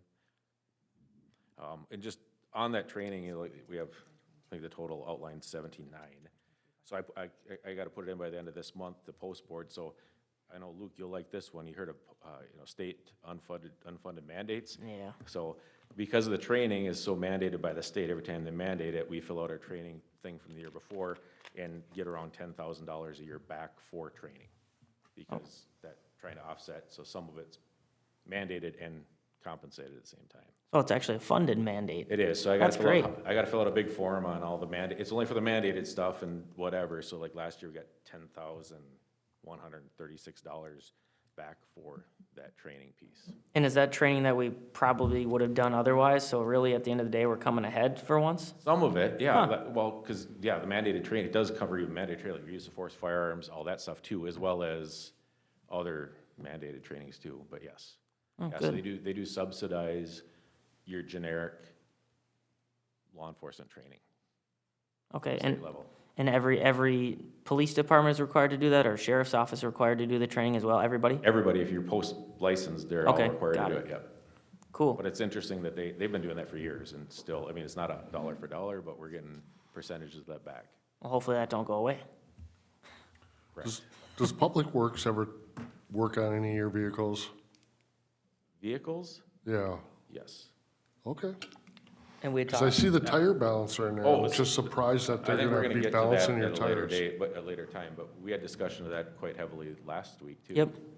We can go now if you want. So yes, they do. So in the past, they didn't do much other than oil changes, right? So we didn't do that, and just, the issue we had was, we bring a squad car into a dealership per se, and they say you need this much stuff done. Well, me as a police chief, not a mechanic, have a hard time saying, well, I don't know if we need to do this yet. Let's push this one off, and let's not do that. Just from the pure liability standpoint, if I say, let's not fix these, what they're saying is safety concerns, how do I push that back out into the fleet? Well, now we have a certified mechanic for the city. Okay. They have the backing to say this isn't necessary, this is, so even if they didn't work on our vehicles, we're using them as the conduit for the stuff that they can't do, because they can Sure. go through that a lot better. But yeah, that changed, I want to say about beginning of this year, or no, what did it change?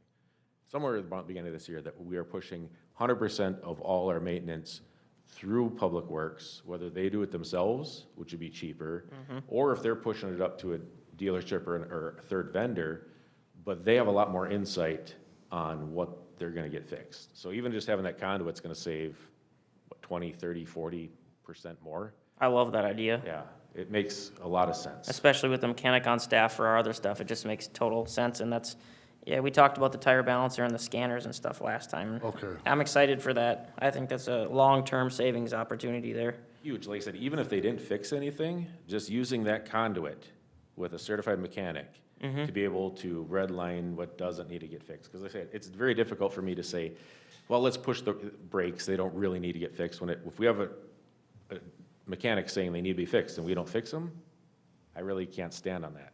And we all know how auto repair shops can be with that stuff. They'll tack stuff on.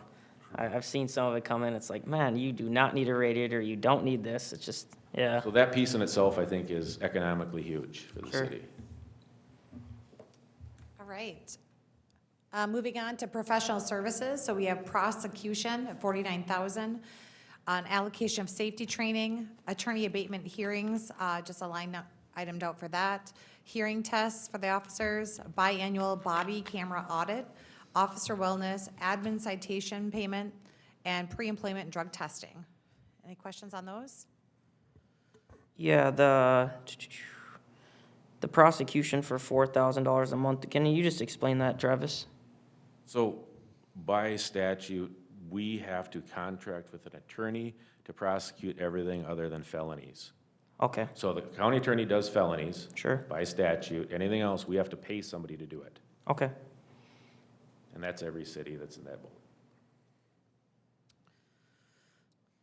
And then the biannual body camera audit, that's something required by state statute, I assume? That's one of those unfunded ones. Okay. And what do they look for in that? Do they just make sure everything works, or? It goes, no, has nothing to do with workability. It has to Okay. do with auditability, meaning record keeping, retention schedules, classifications, data release and requisition stuff. So it's, yeah, it's just more of the record keeping side to make sure that what we're doing is with state statute. And then the statute says you have to have this audit. Sure. And then the pre-employment and drug testing, obviously drug testing self-explanatory. What's the pre-employment expense? So like when we send somebody, well, so by state law, in order to hire an officer, they have to have a psychological evaluation and a medical evaluation just Okay. on the hiring. So that's what that would lay into, a psychological evaluation, they just got the bill for it. It's not cheap. Right? No. So Right. Just for that piece plus the medical, so that's what that's for, that Okay. new hires. George, have you gotten into that psych evaluation and medical stuff from the fire district? No, not yet. I'm No, sure it'll be it's- coming up. Jeff can tell you, it's not cheap. It's like, what, $5,000? I don't know about the cost, but I took the Minnesota and California state psych tests. And yeah, they're fun. It was about 6 hours worth of my time. Wow. But it's not cheap. I think it's around $5,000 a person. That's why it's, But you have to, right? If you hired the wrong person, guess what? There's a lawsuit. Yep. So, And and there's a in this lot case, it's of bad the examples. state statute, we have to do it. But you're right, we listen to those results. Sure, yep, absolutely. Okay. Any other questions on the professional services, guys?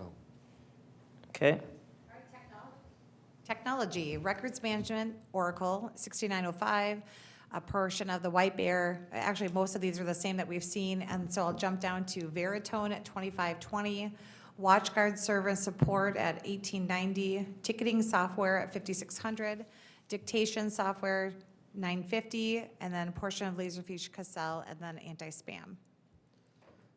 Questions on those? What are Veritone and WatchGuard? Veritone's the landline, the office phone system. WatchGuard is the body camera system.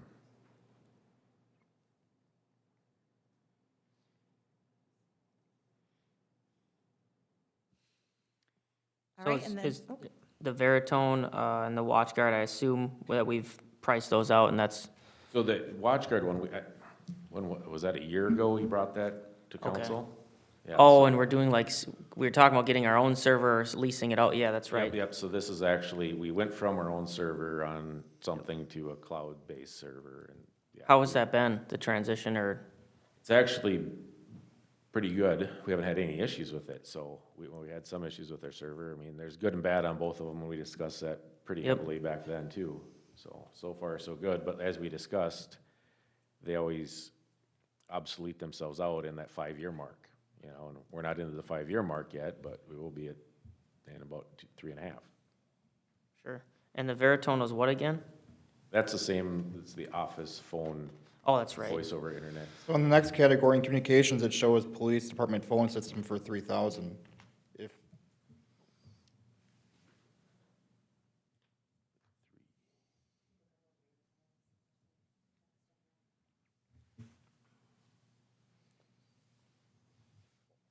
And then the Verizon expense is really high for this one, is that, do you know the explanation on that? It's Well- 46.1% of the overall budget, is that with, your radios and everything too, or? No, that's for internet hotspots for all All the for each vehicle, vehicles. okay, And cell phones for all the officers. okay.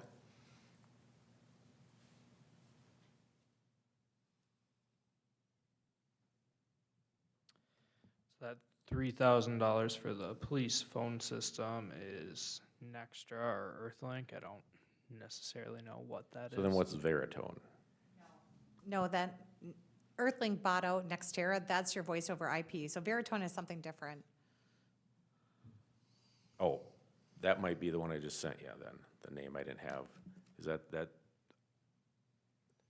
I think that would be the editing software for video redaction.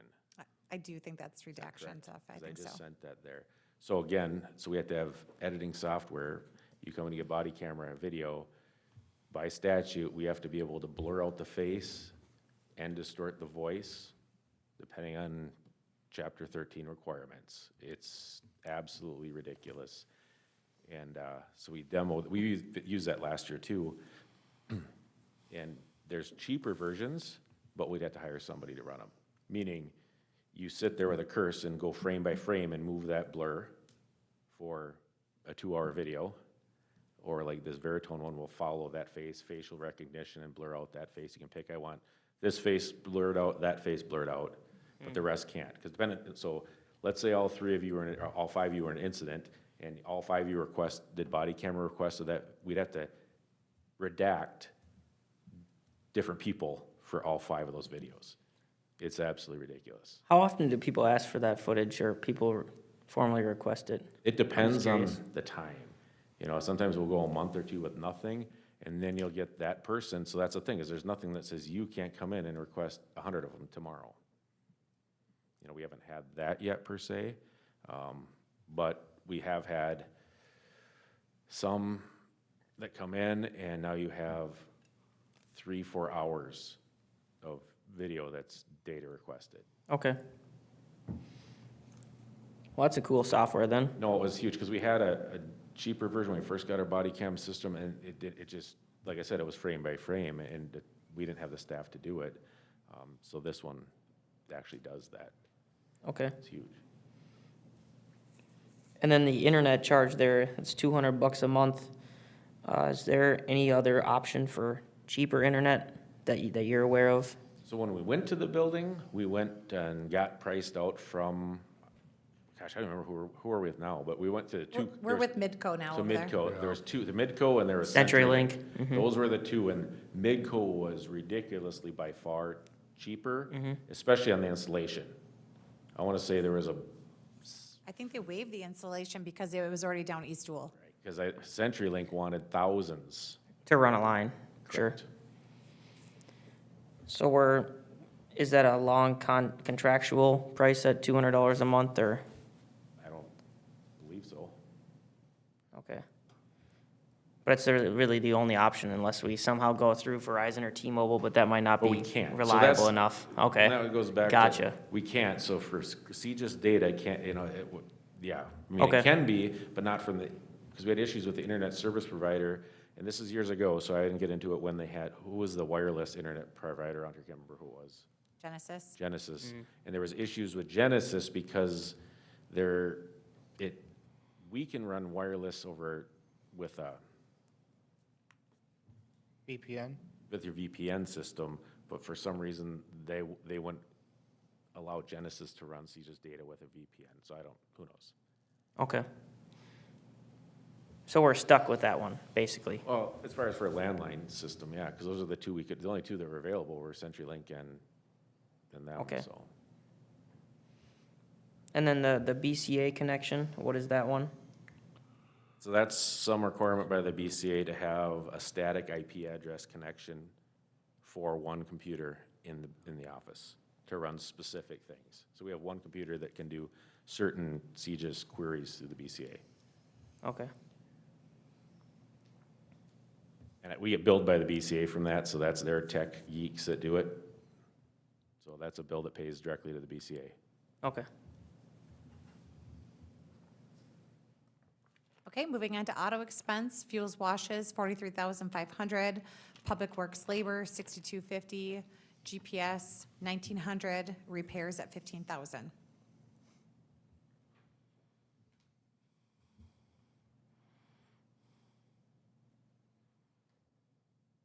And then moving on to the next line would be general liability insurance at 53,910, utilities, 12,600, maintenance and repairs to the buildings. We have cleaning services, rug service, garbage recycling, fire suppression inspection, miscellaneous services, and miscellaneous equipment.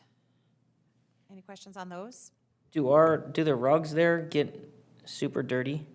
Like the liquor store, I understand there's a lot of traffic at the liquor store, and I think that's what we pay at the liquor store too. Is that Is that something that we could not do, or how? I think they come every 2 weeks. So the only thing they could, which Jaden would know, is if that frequency could change in winter months. Winter Okay. months, yes. Okay. 100%. Non-winter months, maybe not. But I don't know if we can change that frequency on a contract. That'd be the only thing. Okay, I could look into that. I'm not sure if it would need an addendum on the contract, but I'll look into it. okay. Yeah, and I assume the liquor stores probably get significantly dirtier than y'all's. Okay. All right, then maintenance and repairs for equipment at 1,000. Dues and subscriptions, Lexipol annual subscription at 6670. Post license, which is 900 per officer every 3 years, 270. Minnesota Chiefs Police Association, 370.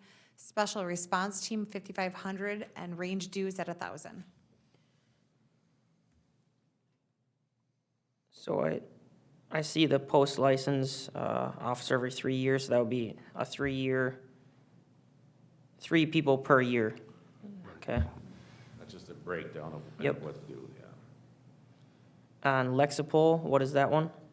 That's our policy manual that we switched to in 2019, which money well spent. Okay. Just because, so just a little on that, so in the past, so you'd have, if you can imagine, like every other state entity, there's mandated policy changes that come out all the time. So in theory, policy change, I would get that, I would have to edit our policy, we'd send it to our attorney for review at $190 a crack, and then publish it as our policy.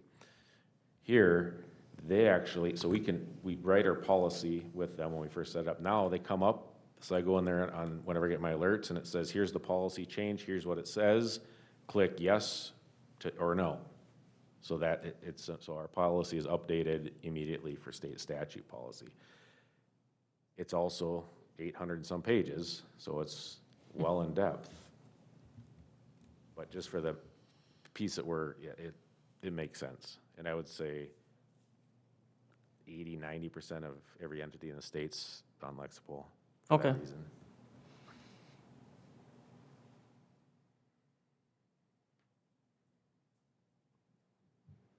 Okay, so that is it for the police budget. It's a 2.2% increase from over last year. On the range dues, is that local, I assume? So that's a fee we pay to, it's a pass-through to the Isani County Law Enforcement Training Association, just an entity that then passes that to the Sportsman Club. Okay, They have trailers set up there, and they Yeah, we have have a shed everything up there. secured, and they actually shut it down when they come out there, so you can't go out there. okay, And for that, sometimes we'll shoot, if it's just, we have shot over at Bullseye, but I don't remember my last, for an hour, you're talking like a couple $100. sure. Yeah, I was gonna say, it seems like a good deal. It's, No, it's a very good deal, and they're Okay. very good to work with. Like you said, we get on their calendar and we have the range. okay, cool. I had What a is- quick question. Yeah. Some of that, remember when the cities get that, safety money? How much of that do we have left, or is it all that spent? And we bought radios with it and and then body camera system with it so far. So Didn't we get like 300 and something Just thousand, and over we used 3, yeah. 170 or something like that? it's about accurate, yeah. Yeah. Can we get a tally on what's left on that? And if there's anything on this budget that we'll be using that? Is that something, did we have a timeline on that? Was that like a 5-year deal? There I was don't- no timeline on Okay. it, so, yeah, like some of it, like with the body cameras, it came in handy because it was an unbudgeted item. Right, And if there's any unbudgeted items, if we come up to a resolution with Oracle, that would be an unbudgeted item. And that would be where that would be looking for, so. So it's kind of nice to have, rather than trying to use that just to spend everyday nuances. And there's some other pieces for the tactical team that'll probably be requested out of there once that's started going too, because those are unbudgeted items. I was just wondering how much was left, if any. It's pretty Half? accurate, probably a little less than half, I'm guessing, so 120, 30 would be my guess. Yeah, because it went into things that weren't budgeted items Yeah. that we needed to do, so. What's included in the SRT budget? That's the dues that are supposed to go to the, like this year, coming in 2026 with our team to actually pay for that training. I know we just went through that, trying to see who we can send it. So it's gonna be basic SWAT training for those officers and their equipment to get on that team for next year. And that's a good thing to do, for sure. Yeah, it's kind of, there's a transition piece with that team for the county. We can talk about that any other time, but for tactical reasons, probably not here. Sounds good.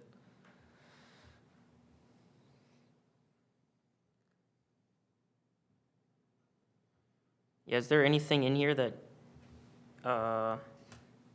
that we could use that public safety aid money for? Or is there stuff Well, I you mean- said we're gonna get to, like the, There's stuff we're gonna get to. We've had keeping track of some things and some things on the horizon. You know, and remember that it was supposed to enhance public safety was kind of the piece. You have to figure out what's gonna enhance public safety. I think that was kind of the guideline. I mean, there's different guidelines, but that's the whole piece. We do have some things that we don't need today, but are on that soft list, if you wanna call it that, for when the time needs. And like, the one thing that I'm kind of thinking off the top of my head is, like, we're supposed to have a meeting today, but it postponed to next week on the Oracle issue, sorry, I should talk that, but, if we're gonna go somewhere else, if we need some funding for that. There was also something that Mr. Becker put, he had stipulations what it could and couldn't be spent on also. Yeah, there are stipulations where it can and can't be, but the big overtone is I think that's actually titled Public Safety Enhancement. so would this SRT training, that would be definitely enhancement, correct? It could be if it wasn't budgeted for the Okay. last several years, you know. Okay, I see.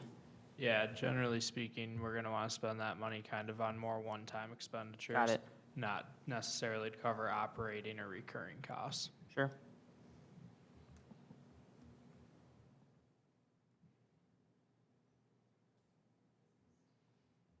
Any other questions on, that was the So dues and just that- subscriptions? Maybe I'll answer your question a little bit better, I think, what Nick, so that number is what we used to pay the county at the beginning on the other SRT team, that piece of the puzzle, it's changed a little bit.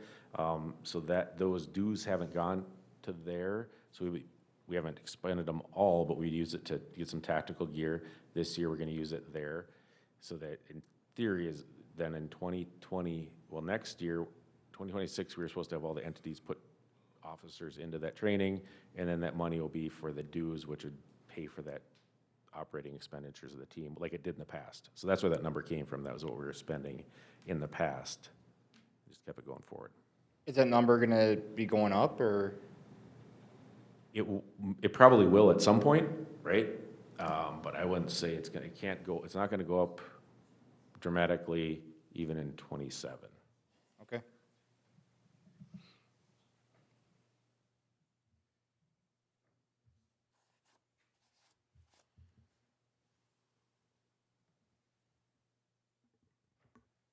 When you go down to, the public safety expense line item for 312, can you give a little rundown on what's all included in that or how that's calculated? Looking at the fire protection department. Yeah, Yeah, so we just set that to the same budget that was proposed in 2025. Okay. Since the fire district will be calculating fire contracts based on 2025 actual numbers, we're not quite sure necessarily where that's gonna fall. okay. Just to back up, sorry, but if you look at the top on the revenue stream, there's revenues into this, like, there's that one-time public safety aid, but like, we also every year get a public safety stipend from the state as well. Every city does, every county does, you know, we get $120,000 a year that goes into the general fund for offsetting public safety for the city. And we also get that $80-some thousand from the school district to offset that SRO spot. And where is that noted in this budget, or is it It's on not? the budget, it should be at the revenues towards the beginning of it. Yep, it'll be up in revenues, SRO has its own line, police state aid has its own line, and the post-training also has its own line up in revenue. I can get those account numbers for you if you'd like to see that. Okay. So, under intergovernmental revenues, it'll be 101-33423. That's the post-training aid, and then the next line down from there is the police training aid. And what page is that on? Page 1. That'd be page 1. And then likely on page 2 in charges for services, we have $90,000 budgeted for SRO reimbursements for 2026. So how does that work with the, I'm just curious, with the school district resource officer for 90,000,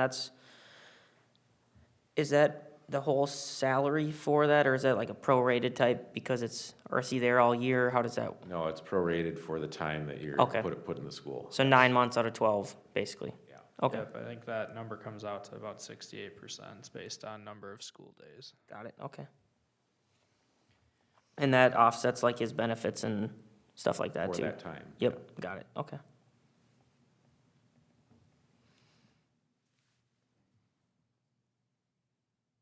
I love that we have a resource officer at our schools.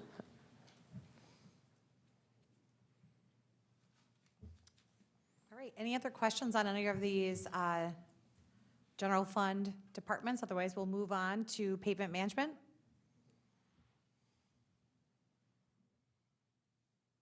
What? Pavement management? Okay. That'll be page 27 of the 26 budget attachment.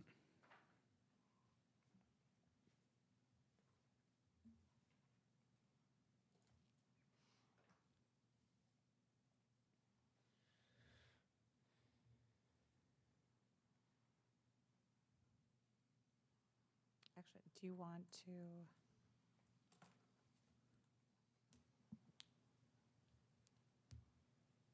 Do you want to go over this one first, actually? For the general fund, the departments with their, and go over the CIP for PD. So, sorry. This is being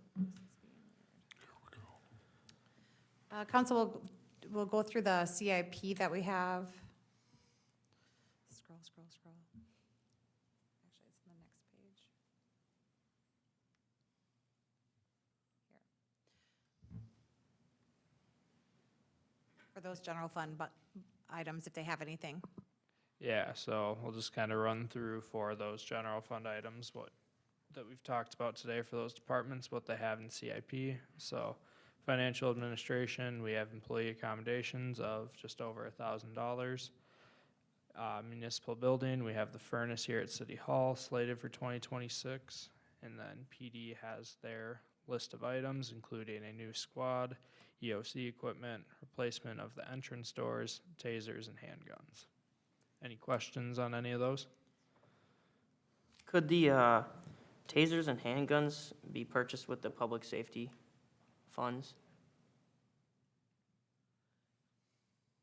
Yeah, I'm not sure how that would play out. Or the EOC equipment, because that's totally something new?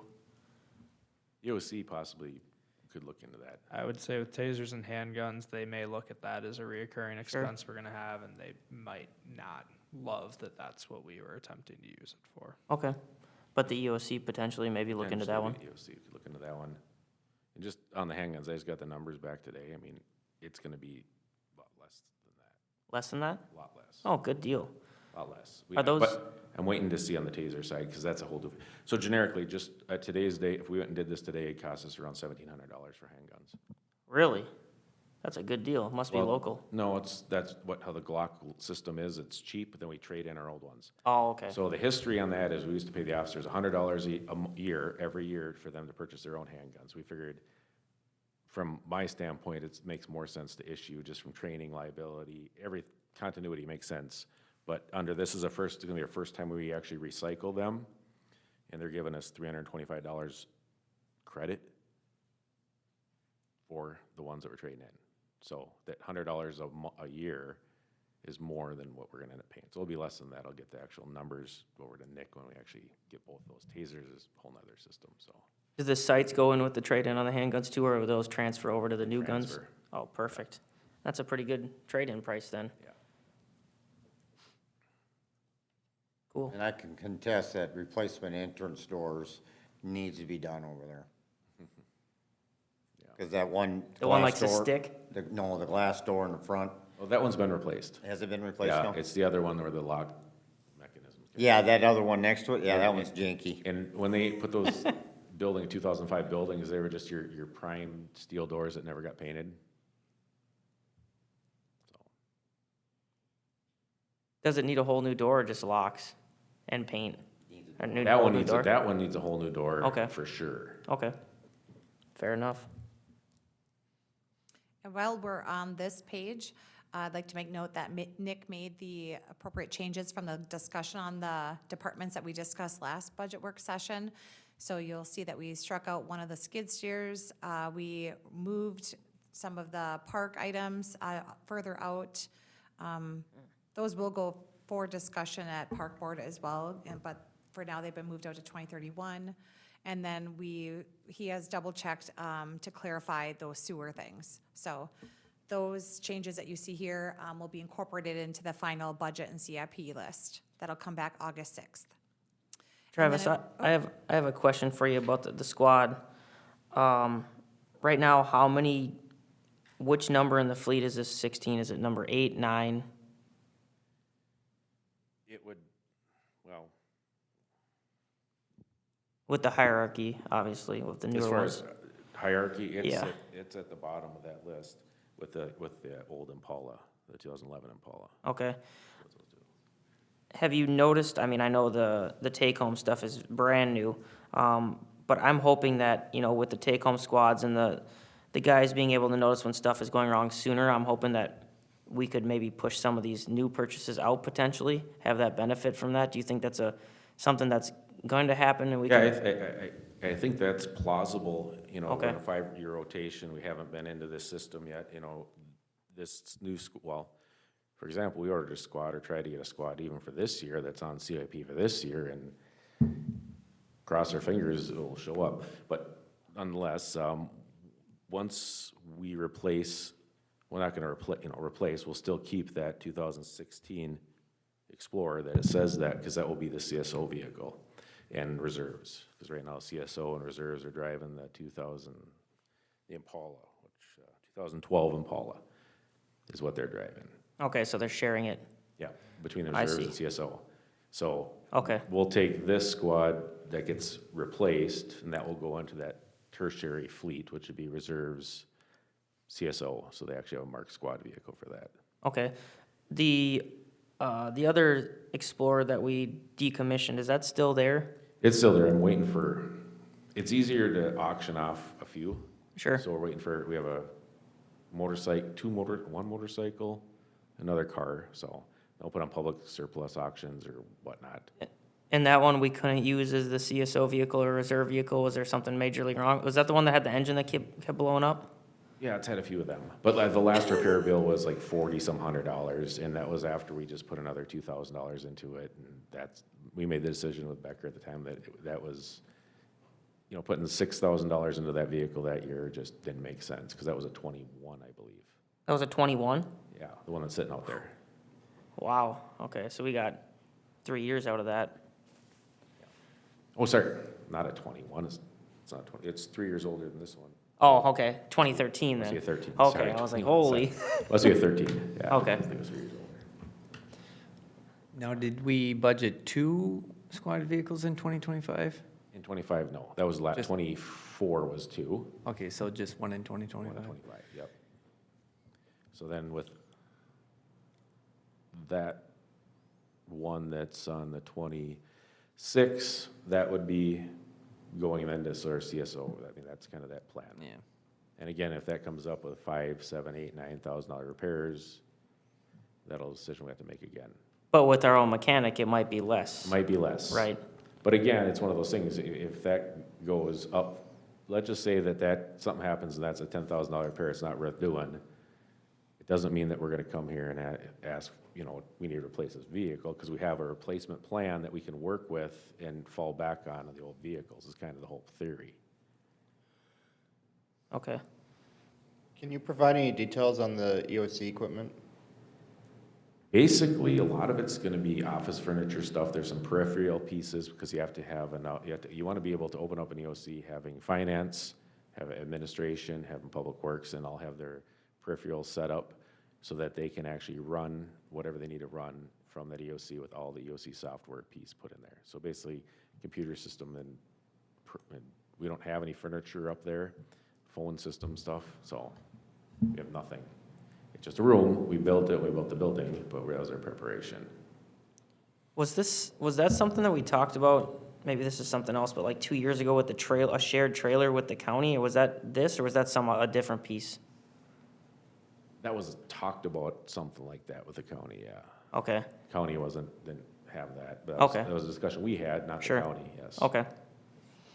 So this is just to outfit that one south side room with, okay, And all would just be redundant equipment for if there was emergency to have those personnel be at the PD?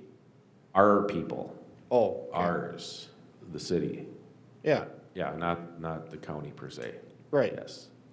So in order to actually run an active event, you need all those people in one place to be operating on the same system to, if you had another windstorm or who knows what happens in the city, to actually run an emergency operation under the FEMA guidelines.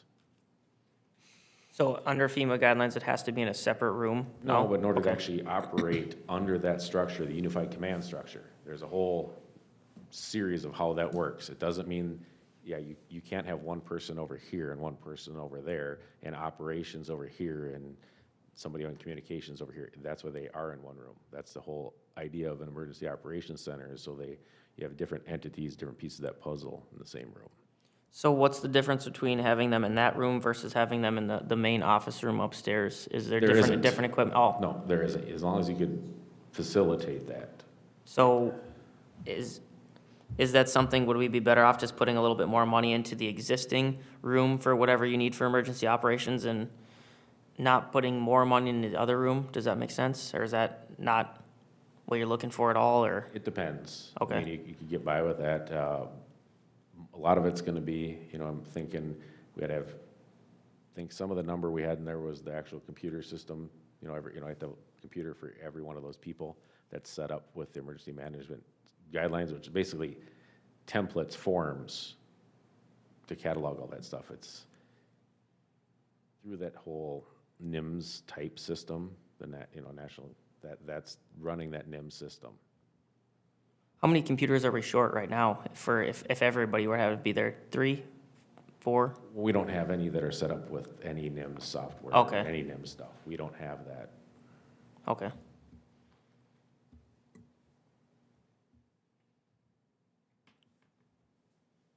I did have a question about the furnace at the city hall here. Is there something wrong with that furnace? Or have we ever looked into, maybe for all the facilities, if there's some sort of like like Home Service Plus, but more for like commercial type stuff? Is that, I remember we brought it up at some point, but I don't remember.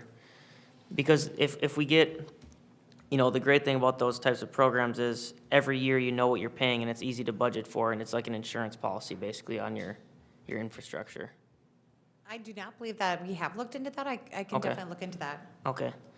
That would be nice, and there's a lot of people that, if their furnace is, they think it's on the fritz, they pay for this plan, and then if something goes wrong with it, Do they have to be installed by that company, though? no. Usually, if you go through like Mini Gasco or any of that, they install it. Okay. And they put a premium price on it. Home Service Plus, they, Home Service Plus is the worst thing in the world. I like You're it. paying X amount of dollars no matter what, and if something goes wrong, you're still paying for the new furnace. It just gets tacked onto your bill.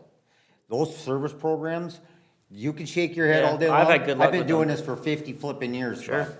And I'm gonna tell you right now, they end up costing you way more money than it's worth than to replace something when it needs to be replaced.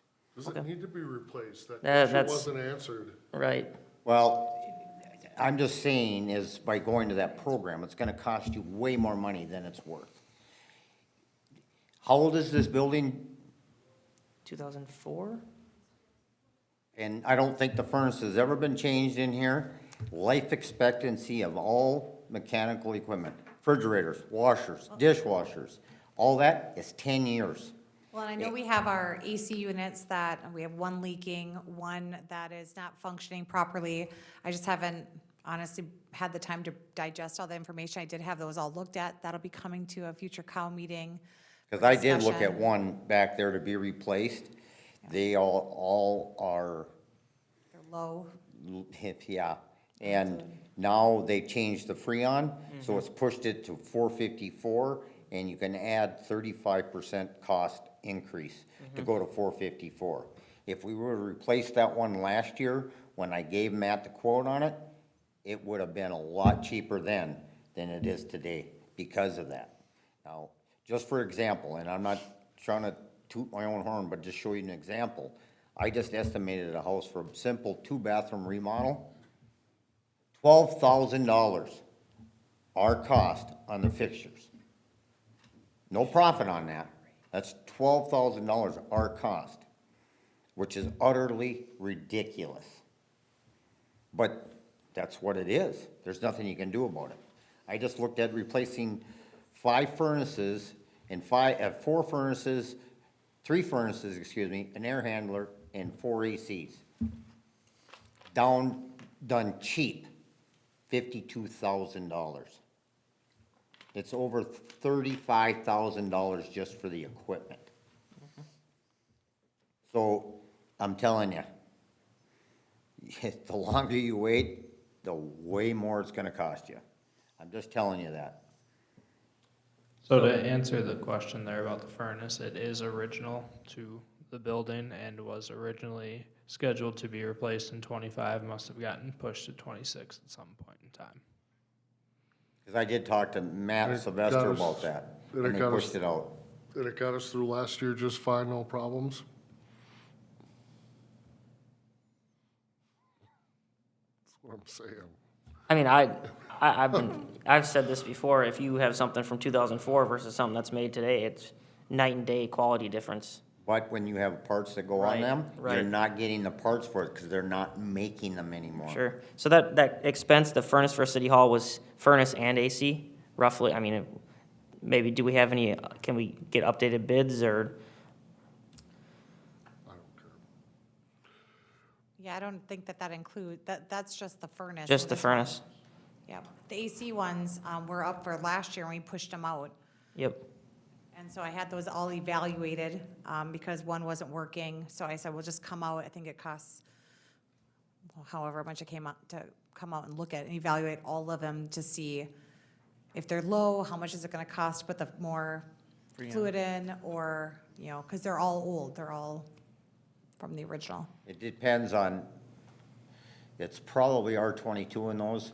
Mm-hmm. You aren't gonna get any R22 anymore. And if you do, It was expensive. It's very expensive. It's like $1,000 a pound. So what I can do, we have is it next Wednesday we have a council meeting or is it Tuesday? Next Wednesday, yep. Wednesday? I will have them put on the schedule for me so I can do it in my iPad.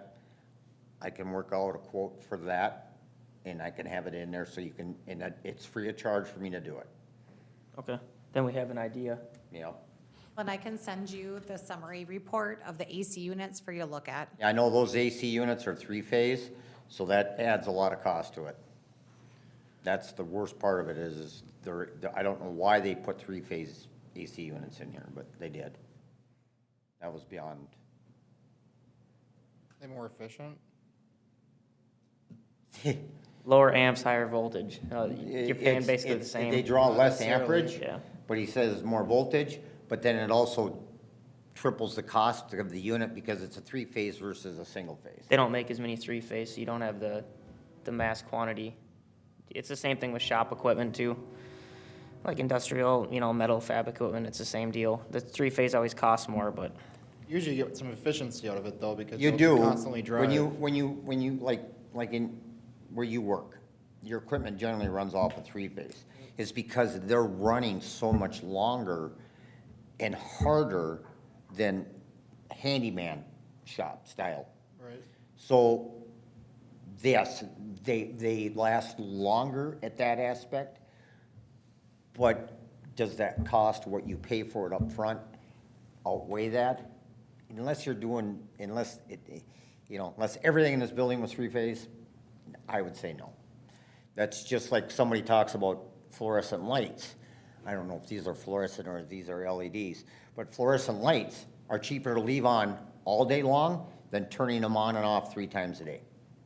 Because it takes more energy to fire up a fluorescent light than it does to leave on all day. So it's a horse apiece in how you look at it.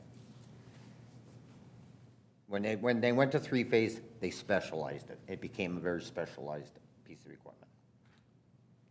Well, why is employee accommodations in the CIP? Is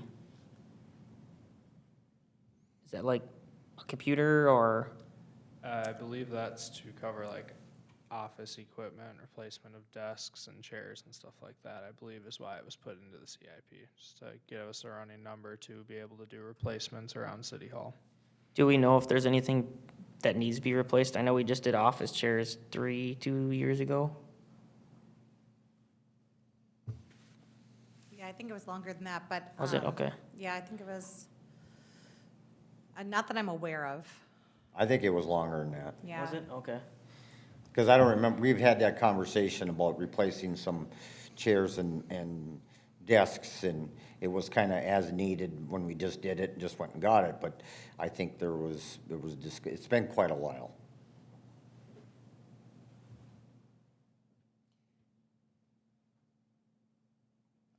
Pavement management? Yeah.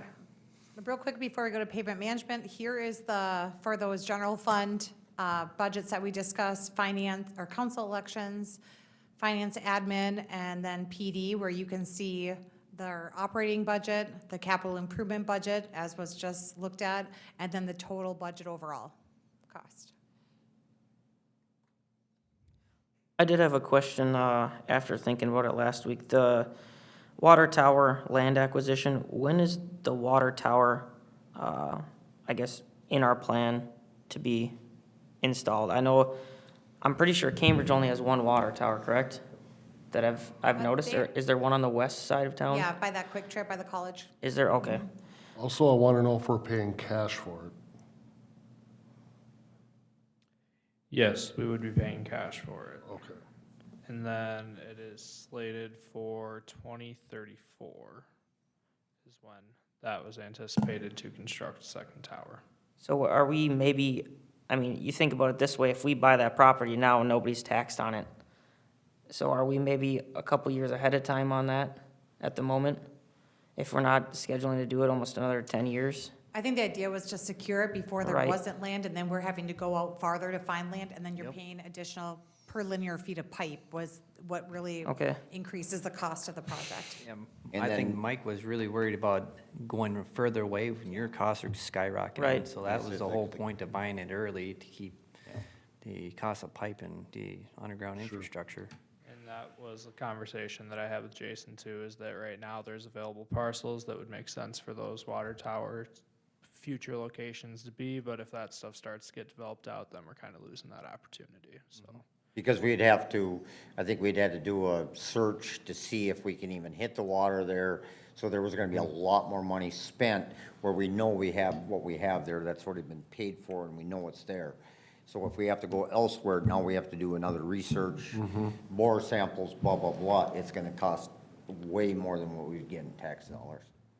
The Especially if it's tower a would ci- also be a well? Huh? The tower would also be, what, I mean, you're looking for water. I thought the tower wouldn't need its own well. Part of it. Most towers are sitting on top of a well. Okay. I didn't know that they'd include another well project. Yeah. No, I there's- didn't know that either, but Most it towers could are be, sitting on yeah. top of wells. And the towers to store the water that the pump pumps up to it. Otherwise, you're pumping water into a tower from another location. And then your distribution system is the height of the tower going down and the distance it runs and its elevation is what you get increased in pressures. So there used to be a tower right over here by the fire department. That got removed, but the pump is still there. It's just that the tower was removed, but now that pump is pumping it to another tower location or the system in itself. How many properties did Jason say would be suitable over there? Do you remember? Was it 1, 2, 5? No? I'm Okay. not sure. Okay. I know there's a few different ones that they'd looked at, but that was kind of more conversations between him and Mike and conversations with Stephanie too about development in those different areas that they were looking at. I think that the one that we did pick was the most optimal. One, we did discuss that with Jason, and was the most optimal. Yeah, the one for the well house, or you're talking about, I don't remember talking about one specifically for the tower. That tower and the well house was together. No, the well house that we're having built now, or not a well house, is on this side of 65. We picked a lot for that, and we have that going this year, but I don't remember talking about a specific lot for the tower. Josie, Miss Wood, do you remember talking about any specific lots for the water tower on the east side? I think that Mike and Jason had a couple different options that they were gonna look at. Okay, Yep, they're identified. I don't know them off the top of my head, and I'm not sure if he would wanna say, but, Exactly. yep. okay. No, part of Mike's long-term thinking with this, looking so far out is so you can get ahead of your bigger Right. costs, and this is just a part of it. Sure. Otherwise, you're just like every other city that, 3 years, we need a water tower, let's go take out a bunch of debt. Well, For sure. then we need to, I think we just need to stick with this. Because I had a conversation with Mike, and he was very adamant about securing some of this stuff really early. Sure. I can remember if it was 2034 or 2044 for a Yeah, tower, it's- so. Yeah. But no, once you started talking about costs Yeah. for underground infrastructure, the further you go out. Million bucks a mile. Yeah, it's a lot of money. Okay. All right, then do we want to hop back to the 400 funds in the budget? Not pavement Document. management? Yeah, but we can go back to the budget document. We don't need to look at the CIP quite yet. Pavement management plan projected CIP. Not this one, so. Back to the first document where we're going through the general fund stuff. If you just want to go to the 425 fund, we can run through that first. Is that towards the end, right? Page 27.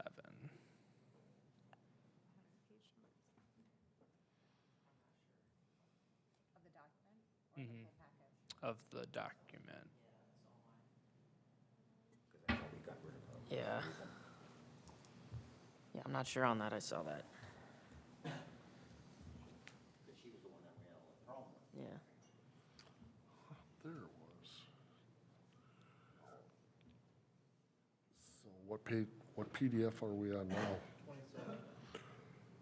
Page 27 Of what PDF? of the, Of the budget document. Okay. Should be budget by department, no? So just kind of run through that quick. We have our property tax amounts and then some state aid for revenues, along with some special assessment revenue that's rolling in from previous projects, along with some interest earnings, kind of making up our revenue for the 425 fund. And then for expenditures there, for that 521,000 for our capital expenditures, that is for the Railroad Ave reconstruct. Not included in this budget currently, but you'll see in the CIP documents is for a 2026 road project that the county is doing. We have a placeholder number in the CIP budget for right now for the city's portion of the cost there. We don't have a final number on that yet, so didn't want to include it in the budget documents yet, but Jason's working with the county, so as soon as that number is available, we'll be able to get that in there too. that's County Road 5 east of 65, correct, to 8th Avenue? Correct, yes. And then down below that is our pavement management fund. This is the fund that is funded by our franchise fees currently. This project for 2026 is going to be seal coats. There is another document that was attached to the meeting tonight that has those specific streets listed for what will be seal coated in 2026, if you have any questions on that. Anyone have any questions on Fund 425 or 440?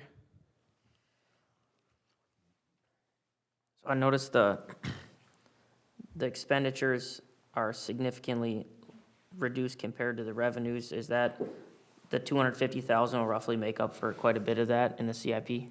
Yep. Okay, And then some of that will just be rolling some of that money to next year when we have some bigger projects coming available too. Also, our state aid money that's available may be changing also, so there may be some more funding that's available since we're projected to come in under budget for the projects in 2025 too. So once those final numbers kind of come in, me and Jason are gonna have to sit down and kind of reevaluate, because we're still working off of the plan from 2022 and things have just changed slightly since then. okay. And what's planned for 2027 pavement management, do you know?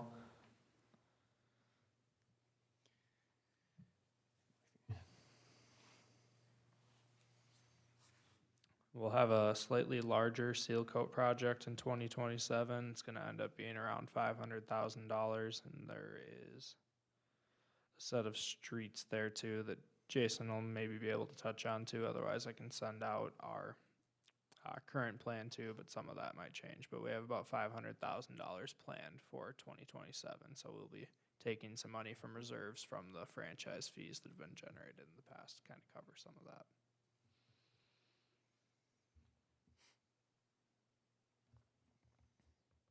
And has Jason worked on any preliminary plans for Railroad Avenue yet? Do we know, or is that, how soon do they usually start working on that for next year?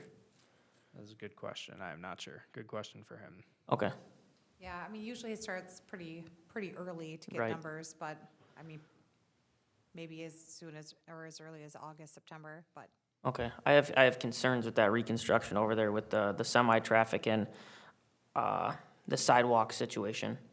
And right now, it's got a temporary painted line with like a 4-foot side of the road as your sidewalk.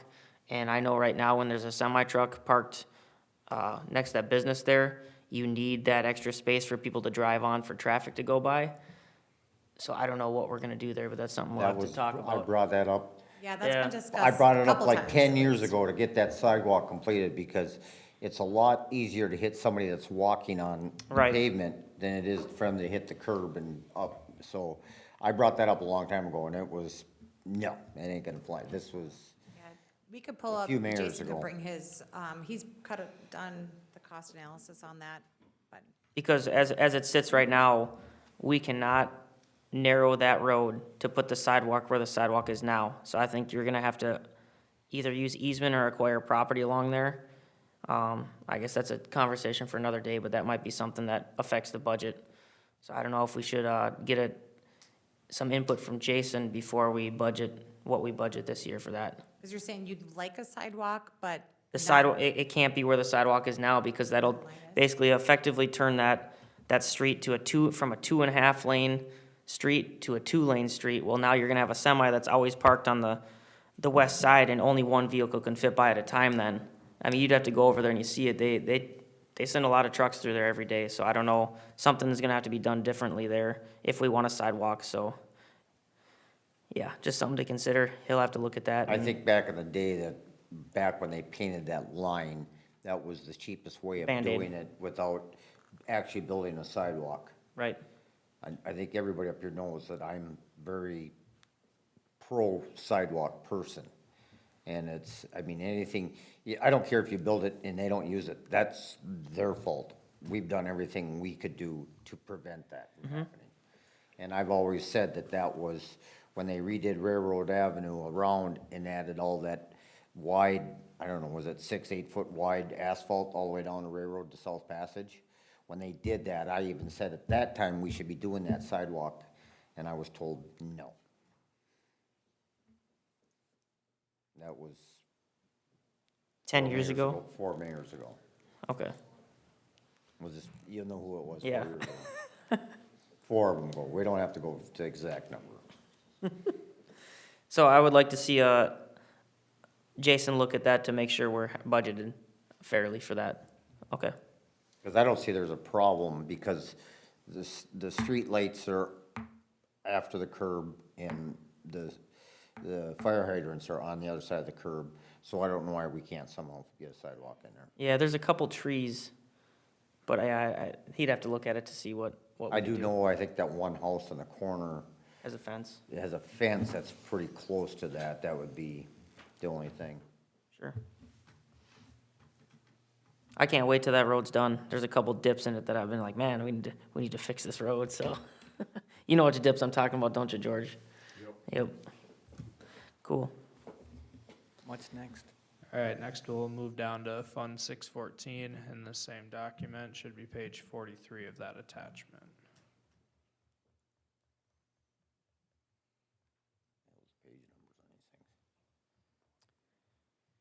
So with here, we have a portion of cable franchise fees that fund our technology fund. We currently have budgeted for 2026, $14,000 in replacements for our technology. This number is gonna get reevaluated. Stephanie went through and has done reevaluated kind of all of our inventory and our replacement schedules, so there'll be some changes coming to this. Me and her are kind of working on getting all those numbers updated, so. And I would like to point out that the League of Minnesota Cities is advocating for an additional cable franchise fee capability for cities for providers that only provide internet. Because right now it has to be like a phone, it has to be a phone line physically. So in 2026, that could change. Did you know about that? Yes, I Okay. have heard that. We would also have to reach agreements then with each of those providers too, and kind of designate what those funds are gonna be used for also, so there'll be a little more work involved with that too. Okay, so that'll be probably realistically a 2027 item. Okay, By the time we get all that in place and figure out all the rules and nuances for it, yeah, probably a 2027 thing. okay, sounds good. And then we'll move on to Fund 931, it's our debt service fund. Not a whole lot really to cover here. This is our last remaining general levy obligation that we have, so we are levying for the amount to cover our debt for 2026 and 2027 with that. So be 2026 interest payment and 2027 principal payments, kind of how that debt schedule works out.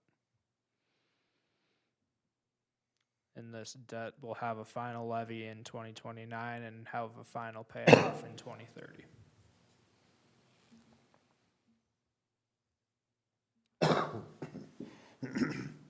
And then we can move on to the CIP if you guys don't have any other questions on that. That's good news. Yeah.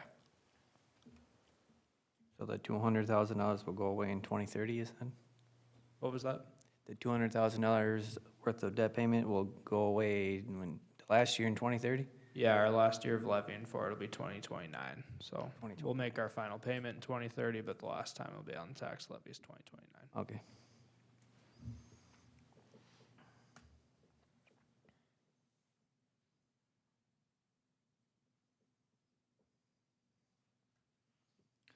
Did you have specific detail that you'd like to look at within the CIP? I mean, we had the shortened list that, for the departments we talked about last time and then this time, but the full CIP is in here.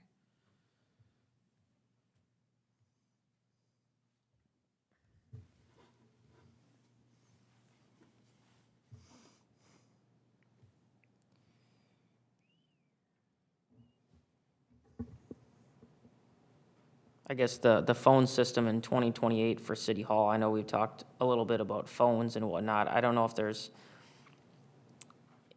things are gonna change with phones by then or how we lay it out, but that might be something to watch out for. And then in 2027, there's another squad vehicle that's on the list.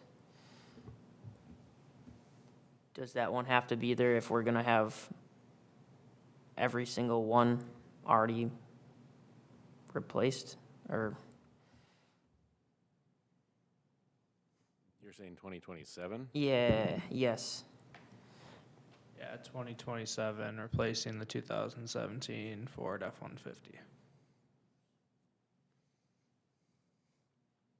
Are you expecting any problems with that truck, or how's that truck been? Just had the turbos redone for $8,000, so. That sucks. It's got turbos on that one, huh?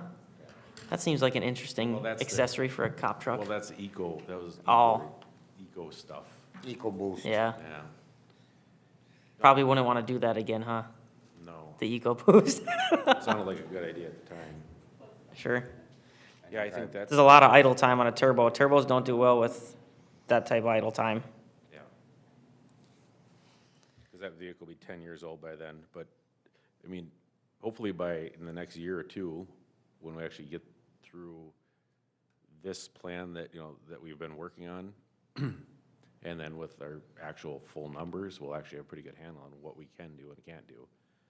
I mean, 10-year life cycle on a police vehicle is pretty long. It'd be nice to push it past that, don't get me wrong. But So I guess we evaluate it next year. yeah, I mean, I wouldn't Okay. hesitate, but I wouldn't pull that pin now until we have more information on how things are going. Sure. I guess I would like to see, what is the full cost? Like in 2025 when we get this new truck, can we get or actual numbers of what it costs to replace it? Because I know like the skid steer, we had budgeted 68,000 as a projection, but Yeah, it no, came we'll in get- at 54. I It'll think. come in, so I know the number John just gave me yesterday as far as the cost of the vehicle was right around $50,000 for the vehicle, 51, 2-ish, Yeah, and then all the other stuff on top of that. So, yeah, we'll have to get quotes for the other stuff on top of that. And the yeah, because setup. that's getting fully outfitted. Right. I was just trying to make sure our projections are realistic. We'll have and those not, like, way projections overinflated. before you guys get close to finalizing, hoping. Because once we hear, the hard thing is, it's hard to get quotes on 4 different vehicles. Yep. Right? Like a Ford, a Chevy Tahoe, a Chevy Silverado, or whatever else. So that's why we kind of waited on getting quotes for the setup fee, because we don't know what vehicle we're actually gonna be able to grab. Yep. We're assuming it's gonna be a Silverado again, but we don't know. But hopefully, we'll have that total number. It's gotta be pretty close to that, but Okay. Then, one item I'd like to highlight is on page 4 of the capital fund. There's a pickleball courts line in there, probably about halfway down the page, that's set for 2027.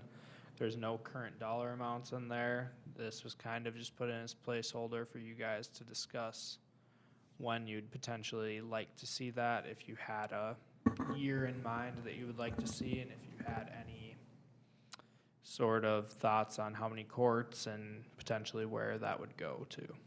That would be, Funny you brought that up. My son lives in Lindstrom, and some good friends of mine, and where a friend of mine lives, there's 6 pickleball courts sitting there. And every time I've gone by them, they're full. And I think pickleball has become the new sport of sports. It's like replacing softball for aging people. so with this, that would be, we budget for it in the CIP, but we'd still use Park Reserve Fund dollars, correct? Or is that a different budgeting technique? Because I think if we're gonna do it, you have to use the Park Reserve Fund. Yep. It's a new amenity, and I don't think you do it without, if we're gonna do that. So with Park Reserve Fund, we still put it in the CIP, or are you just, Yes, we'd still Okay. put it in CIP and likely do a transfer out of the Park Reserve Fund to cover it out of there, or just budget for it in 920 and end up moving it over into that Park Reserve Fund. Can So kind of does- do it either way, but does- this is just getting it into our master plan.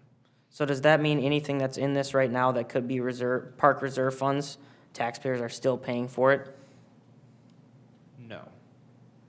Are still levied for it, I should say. If it's planned for it, they're levied for it, but then there's a transfer out of that, so then you have surplus that comes back at the end of the year, or how does that work?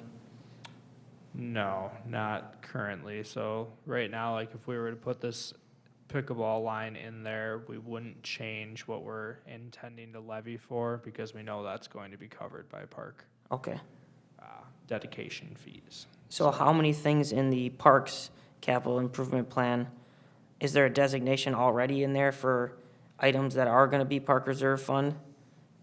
There's currently not anything in there that I'm aware of that is new amenity stuff that's being planned for in the CIP. This is kind of just a one-off because it's in this particular situation, just something that we want to get on our future planning since it's been a discussion point with council. Okay, how about, just for an example, Academy Park, the concrete edging that's in there for the capital outlay, is that something that's already there?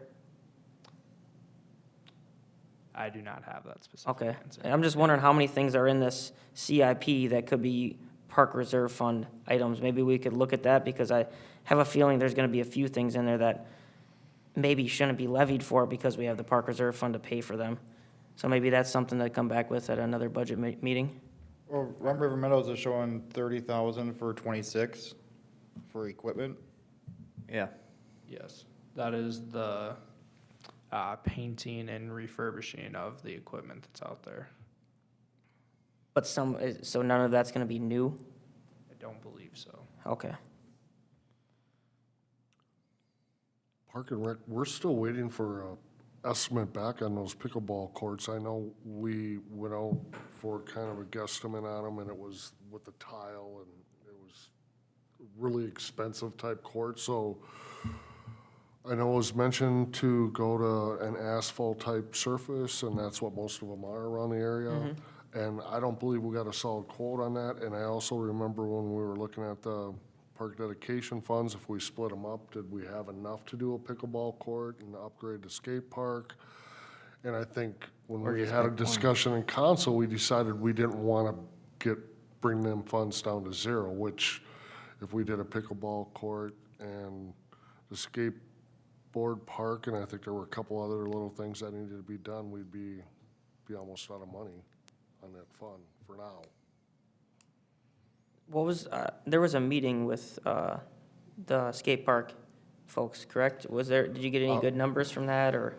I did not make it, Okay. and you didn't make it because I was I in the hospital. understand. I'm sure we'll get an update soon what happened and what they're thinking. Okay. Who from the city was there for that? Was it Stephanie and, Oh, good. okay. All right. Stephanie, maybe Jessica, but for sure Stephanie. Okay. So we'll get an update on that soon and kind of find a direction, and So when you guys went out for why work, don't we hold this off, because I'd love to get those pickleball courts, and I mean, even if we can manage to do a little something to make it happen, that'd be great. how many courts did you guys? I'd like to see 6, and the argument is they get the most traffic. I mean, 4 would be good, it would work, but 6 is But the ultimate amount. association said they had to have a minimum of 6. For tournaments. The first time they told us 4, but then the second time around when he talked, he said 6 is really the ultimate. So, I think it really depends on who you talk to. Yeah. Because Right. I've heard 8, a minimum of 8, you've heard 8? all the way up to 16. I've heard 8 too, Yeah, but I so think, I think- remember when he was talking, 6 stuck to, he said Yeah. 4 would work, but for tournaments, 6 would That be was it, best. for tournaments. For tournaments would But be I guess best. I'm not thinking about tournaments, I'm just trying to think of amenities for local residents. I don't need to have, a state tournament there quite yet. Well, I don't local, think- just local tournaments and local clubs, I guess.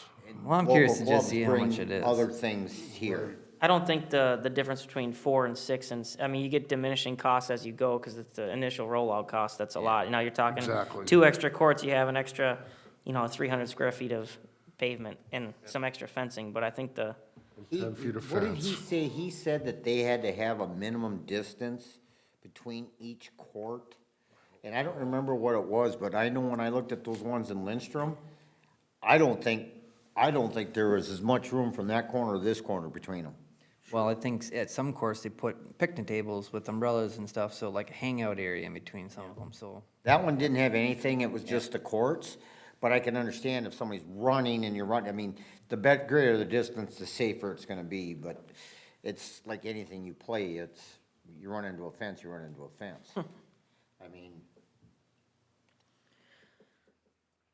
Curious to see what it costs though. Right. Like 4 or 6 or whatever. We it wanna is. put a number in that box, but we need to find out what number is gonna work, I guess. I don't want to put a number in that box because then we have to tax for it. Because these numbers are, all these things in here come directly out of levy dollars versus if they have the park dedication fund. But that's the math we need to figure out before we can put a number in there. Yep, so I'll just leave it in there as a placeholder, just something that we're keeping on our minds then going forward. Sounds Yep. good. And then if you can look through and see if there's anything in there that we can stretch into park reserve fund, like if we're gonna do different fencing, or if we're gonna do a different style tennis court or something that we can use the park reserve fund for rather than direct levy dollars. Okay. Any other questions there? Not right now. Not right now. I reserve the right for a future date though. Perfect. Pavement management, CIP, we can hit on that next. Like I mentioned, working with Jason, this is kind of the plan from 22, so no updated changes to it currently. I know in the past that they've moved some things around to be able to group up some projects to get cheaper rates, and some bids have came in lower with some of that stuff. Like we mentioned, we were anticipating using $1 million of state aid this year for our projects. Since those projects are coming in under budget, we will have some more state aid money available. So if we have other state aid projects that were pushed out a little further, there may be the ability to move some of those up as needed too, since we'll have those funds available. And we have been having really good luck with our bids. Yep. Yeah, because we've been more thorough in trying to get more bids, and Jason's been doing a I'm great just happy job with they're that. under. Yeah. So 2028, there's actually no projects that the city has planned other than our share of County Road 5? Yep. Wow, okay. And so that's kind of been a topic too, is that if there's a project from 29, 2031, something like that, that Moves up. may need to get moved up, that we have the option there to potentially use some state aid dollars to get those projects done ahead of time too. I'm thinking Towns Edge Road Southeast might fit that bill. It's slated for 29, but it's got a lot of traffic on it, and I think that one may need to be done sooner. I did have a question on Towns Edge Road. I don't know if you guys know this, but it might be a Jason question. Is that planned to have storm sewer installed when that is milled and overlaid? Because right now, there is no storm sewer on that. I think it was like a county-type road before, so they didn't have that, and there's wetlands around there, so I don't know if it's required. But I did have someone ask about that. You can see if you can find it, but, I mean, historically, yes, because of our city code, it is that Required. everything it's required. And Yeah, I street know they're standards. charged for it. The people on that road are charged for storm sewer right now, so I assume that in 2029, when that's being done, that would be part of it. Yes. Okay. And then when I was at Just the my storm sewer LM, part of it, are they gonna run water and sewer down that road, or? I mean, because we have the problem on the other side of that road, it's not city, so. You can't assess them, Right? and then you're gonna defer all those, it's just gonna be a mess. Those houses over there are now all on well and septic? All of them are, Sure. Well, that would be something that we need to talk to the homeowners on that then, too. right? there's an issue, when they redid Railroad Avenue, Josie, south of the VFW, there was water, but no sewer, because they couldn't do a lift station in there. So I think everything on Towns Edge Road would be ex-nade because of that lift station, so they wouldn't get sewer, but they could get water. Okay. Because I think there was an issue when they did that, it wasn't, because I said, well, why are we going through all this and we're not doing sewer? And it came back that it would've been totally out of budget, Too much wetland. too much wetland in there. Quick question. is there a state statute or anything that says we have to put stormwater in there if we decide to redo that road? I believe because we've become an MS4 city, yes, it's required that we manage our stormwater. Because I hate to see putting the cart before the horse on this one, because I'd like to be able to, you know, put the proper infrastructure in there at a time where that strip of land is ready for development, the other side of the street, and where they want to come in and put a development in, and where it makes sense to do, instead of putting all those people in a spot, actually, on the other side. And how does that work when one half of the road is county and one half city? Well, it's gonna a happen weird just like it spot. happened to me in the past. They're gonna, or at least we're gonna be 100% upfront what's going on, but most likely, we're gonna defer all the assessments. So if they ever belong to the city of Isani, then that assessment will come due. I'm sure, unless we just defer it and pay that cost ourselves. But that's usually been the policy of the city, so. But All right. Well, we can talk to Jason about that maybe in the future. That's not. so you have to that's- realize whatever income that will generate may not be there for X amount of years. It could be could be 10, could be 20. We don't know. Could be 5 before they develop it. So 2031, it says pave gravel alleys. What is that? Is that the ones behind, like off of Main Street? Yes, and I believe Elam Lane as well. Elam, yeah. Okay. I was gonna say, I know one over there for sure. Yeah, Needs it? I think it's dirt. Right. Does it have to be paved?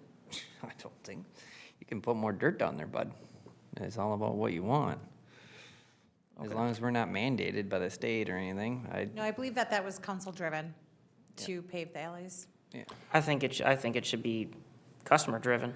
If they ask for it, maybe we do it. Maybe, I don't know if that's been a conversation. Because, I mean, they would have to be assessed for part of that, correct? The church or whoever lives along there. Yeah, you, So it's like Tyler Avenue. We should probably talk to them about it and see if they have any appetite for it or not. it costs nothing to have a conversation. Correct. So, Can you look back into that road, Town Edge, and make sure, because since the other side of the road is not city and yet one side is, if we have to conform to MS4 on that and the stormwater? Or Just- could we just because have it all I'm drain off in wondering the county? Yeah, I mean, only half of the road. I mean, so really, we'd only have to put it on one side? I mean, not that we would, but I can look into and get back to you. it'd make it easier maybe to make a decision. I mean, if we don't think it's gonna be developed for 15, 20 years, the road's gonna have to be redone anyway.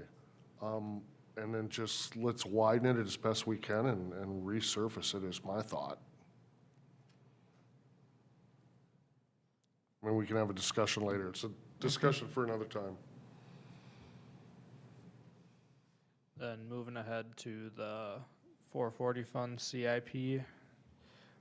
This is just kind of following along our pavement management plan that was put in place in 2022. So there is specific streets identified that make up those numbers. If you have any questions on those, we can get you those specific streets that are going to have those seal coats done. But Which document is this one? street maintenance projected CIP.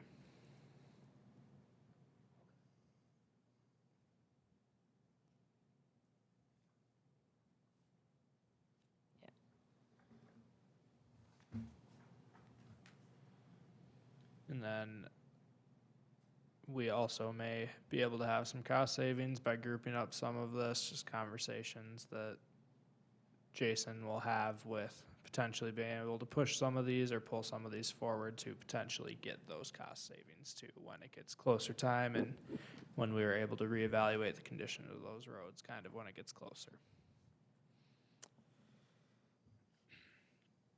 The next document we can look at is the seal coat projects for 2026. I just listed the streets for 2026 that are going to be seal coated, just for your guys' information.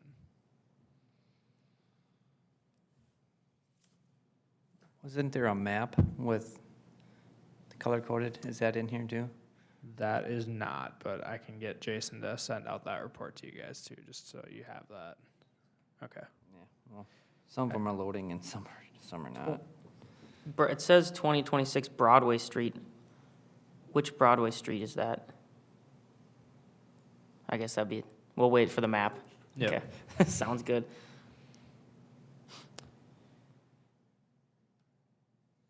Next set of CIP to look at will be the technology CIP. Like I mentioned, Stephanie kind of reevaluated a lot of this, so there'll be a lot of change kind of to this document, but I just wanted to get you guys what we currently had planned there, but some of this will get shifted around after kind of getting better years on our different laptops and different things throughout the city. We can kind of move around where some of these replacements are going to be. And we had decided to move the iPads, correct? They're in, Yes, we moved the iPads for council. I believe that there is still iPads that are needed for some of the public works Okay. spots. So we do have one for the foreman as well as the utility man, well, actually, the on-call uses it, it rotates around. okay. We can look at the water CIP next, and if you guys have any questions on that, you can let me know. So each one of those iPads is over $2,000? I That is can't what with we the had them software. Projected it out to be, yeah. Holy cannoli. And they won't come in that high. When I think that some of these numbers are worked off of numbers from what Mike had collected, and he kept them the same, whether it was tower, laptop, iPad, that's why they are like that.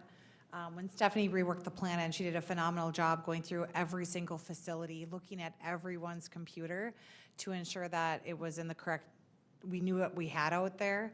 It was a lot of work, but we did not get updated costs or anything. We left the numbers the same as what Mike had had. So there are 6 iPads for next year. And you said there was 2, one for the foreman and one for the utility billing, or Yeah, the, some of those will get pushed because some of those were the council iPads. So, like we said, with this plan's gonna look a lot different the next time you guys see it. okay, sounds Clerk good. HR has one as well for if they do stuff. Okay, Then water CIP, we can take a look at that. If you guys have any questions on that.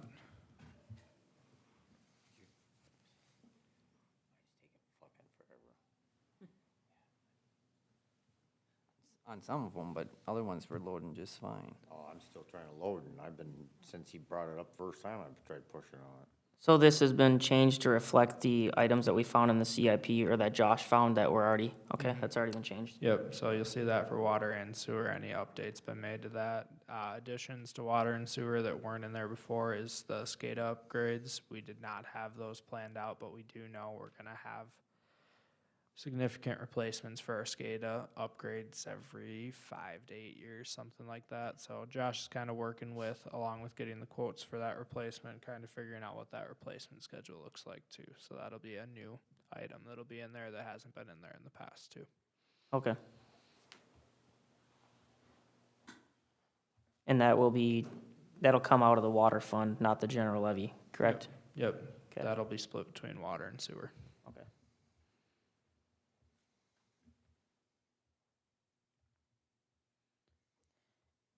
I know you haven't had a lot of time, Nick, but what are your thoughts on the projections for our usage and our rates and the financial standing of the water and sewer accounts with our current pricing?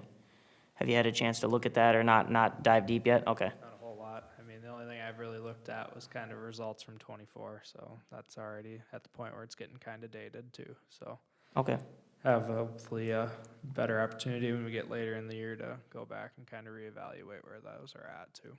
okay, sounds good. I think we're gonna need at least another year after this year under our belt because everything's been so erratic as far as weather Rain. and water usage. Sure. And then sewer CIP, kind of the same thing there. The SCADA upgrades will be the only addition, and then I moved those items that either had been replaced or that Josh thought may be able to get pushed out.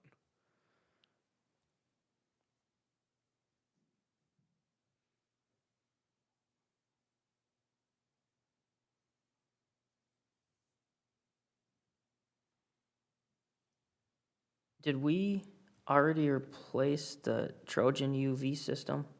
Yes, we did. I was just looking at that. Yeah, This it's might be the not old reflected. copy. Yeah. So I'll get those updated and bring it back again. Okay.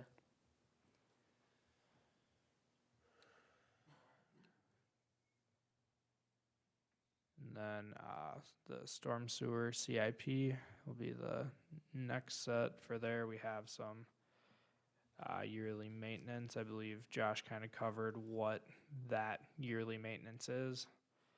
And then we do have some projects planned for 2028 and 2030. That would be kind of Jason questions for what that involves.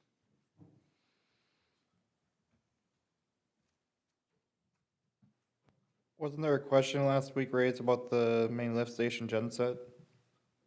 Yes, And was that has been replaced. So Okay. that'll come off of there.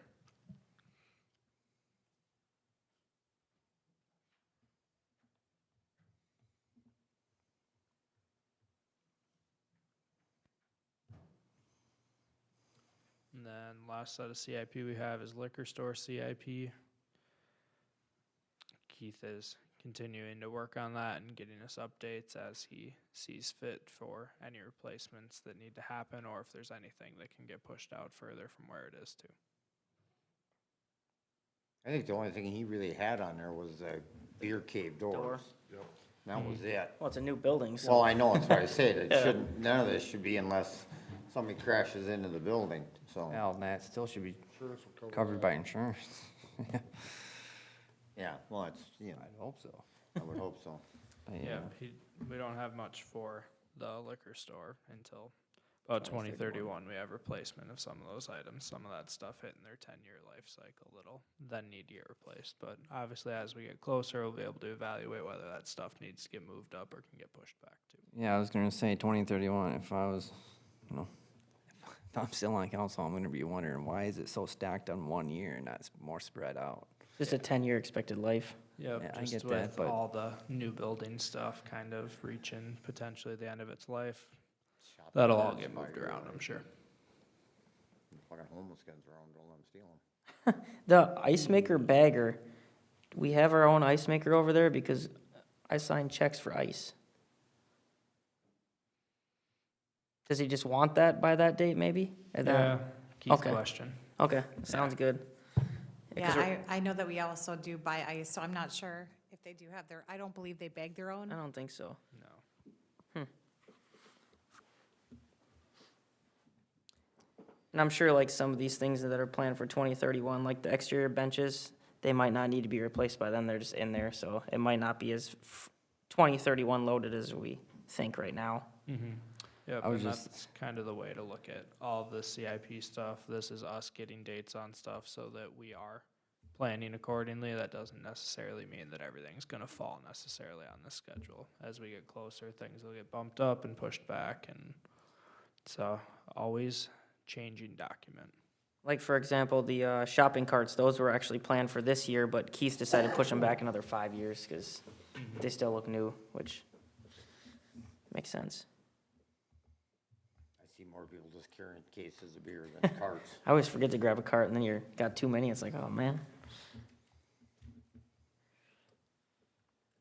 So yeah, that's kind of it for Yep. CIP stuff. If you guys got any other questions, let me know. Otherwise, Well, I'm curious when you get it all done, what it looks like. Yeah, so Nick will be making the final changes and doing a final draft that'll be on the next meeting, August 6th. And in there, we'll have that recalculated tax rate and levy numbers as well, which will include using some of that fund balance as we discussed last time. So it'll have a big picture of everything. And yeah, if you have any questions or information that you want to know about that comes up between now and then, reach out to Nick. Josie, I got a question for you. I seen a post, and I asked Luke about this.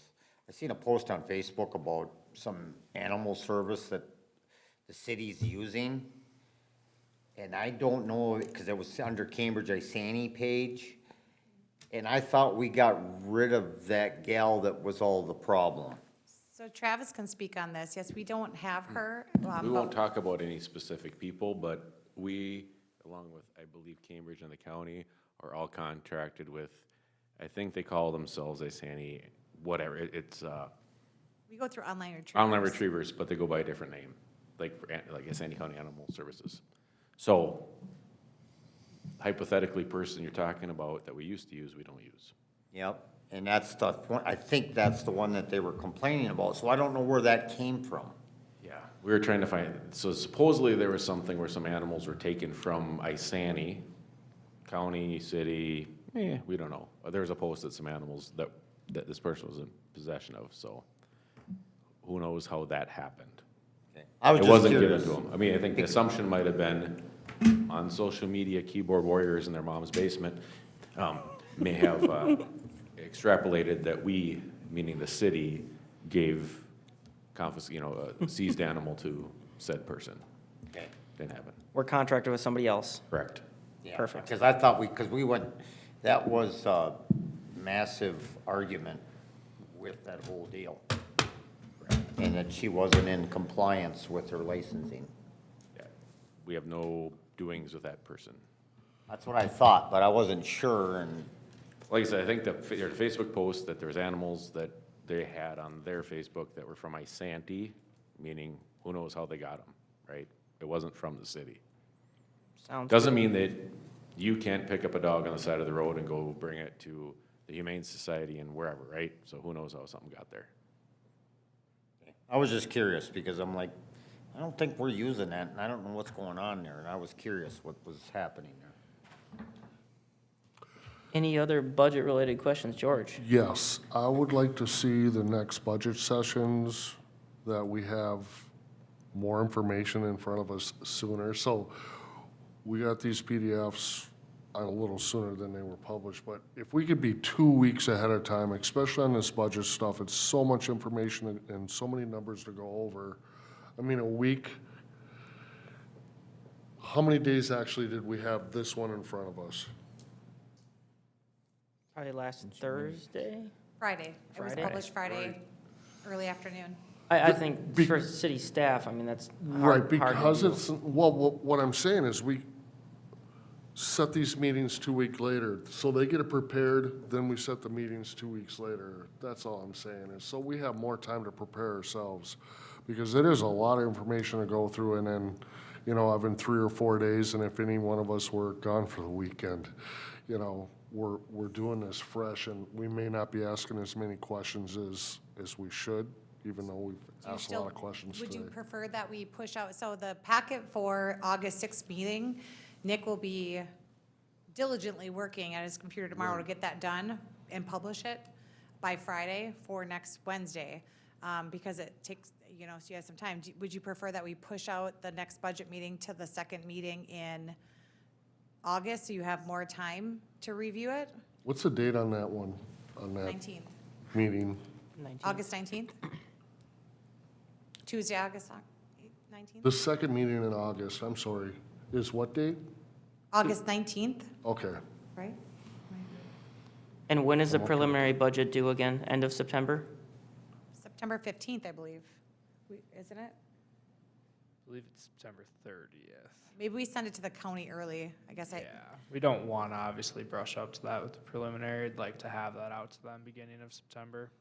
Whatever you Well, guys and prefer. if you get too close to it, you end up calling a special meeting. So we have, our second meeting in September would be September 16th. So that's maybe why I have the 15th in my mind. That was probably the last year's second meeting, council meeting. But what we send preliminary to the county. Changes we all could the st- time. We could be, as long as we set set the bar here, we can be way under here. I'd rather, like, last year, Luke and I both said we should be at this. We can always come in underneath this, we just can't go above it. So if we set the bar here, It's a ceiling. at whatever, let's say we're all in agreement today, we want a 0% increase. Right? So, but we can still come in at 8%, 10%, whatever, but we can't go over a 0% increase. That was actually Luke's and my argument at that time was, we can go down, we just can't go up. And if something happens between now and then, we could be SOL. And what date again is the absolute latest you can get that in? I believe September 30th. I'm fine with August 19th for the next budget meeting, if maybe you can have a little bit more information before that, because we've gone a line item by line item on all the budgets now, so now what's next is we're gonna get projections, which are gonna change how we have to budget, so I would be fine with the second meeting in August for our next budget. And that gives him a little bit more time to prepare, and we can have more time to prepare and read everything too. So still kind of want me to shoot for Friday, getting out to you guys what will come back on the 19th then? Is that kind of what you're thinking? Does that give you enough time for that I review? I think so. I think that's plenty of time, even if it's, Okay. Just to review all the changes and everything. Yep. is that reasonable for you? Or would early next week work better for you? I think by Friday should be fine. Okay. Yeah. So just when we do the announcements at the August 6th city council meeting, we'll just make that announcement that we'll be adding a meeting, so we have the public notice. Okay. For August 19th and not doing the August 6th budget meeting? Yep. Okay, that's fine by me. Everybody good with that? Still gives us a month and a half to make changes. Yeah, For the preliminary, I'd it's have not a an big issue deal. with the August 6th because that's my BMX meeting. Oh, perfect. I'd have to flip a coin apparently. All right, sounds good. But unrelated, I should say I can't make the next fire district meeting because my daughter's coming in town from Alaska, and that is actually the day she is showing up, and I'm not going, so I'm not gonna take that meeting. I was gonna ask you if you wanted to take it, but I thought I'd throw it out to everybody to see if they can fill in for me, because I will not be there. What's the date of that? 23rd, second, The third Wednesday of the month. right. 20th. And that's when she's coming in, that Wednesday. I thought it was I don't have my phone with me. Nick, you've been going to those 23rd? fire board meetings occasionally, correct? The last three? Okay, well, it seemed like you might be the best fit to pick it up then, You would be the best fit. if you want. Jeff knows more about it than I do. I think you do just fine. I mean, is that how our committees are set? Anybody can sub for anybody? Okay, that's, Yes, you guys just discuss it and, and I confirmed it with the fire board last meeting too, that they will take a fill-in as a voting member. okay. Because that was my concern. It's not wrote into agreement, but Other townships have done it too Yes. in the Okay. past, so. When somebody fills in, as long as you're a representative of the city, you are a voting member. Yep. I'm good with Nick on that. which contradicts what the agreement says when it says you appoint one at the beginning of each year. But it says you appoint one, but if you also realize, not everybody can make every meeting, and you need to make a quorum, so you have to be able to fill that in. I agree. So that's, That's something that should be added in this new agreement they're I- working on. It's Just to like make pulling sure it's teeth, clear. They won't do it. They just, No? no. All right, is that it? All right, motion to adjourn? Second? motion adjourned by Councilmember Lundin, second by Councilmember Holmgren. All in favor, say aye. Aye. Any opposed? Motion carries 5-0. We are adjourned.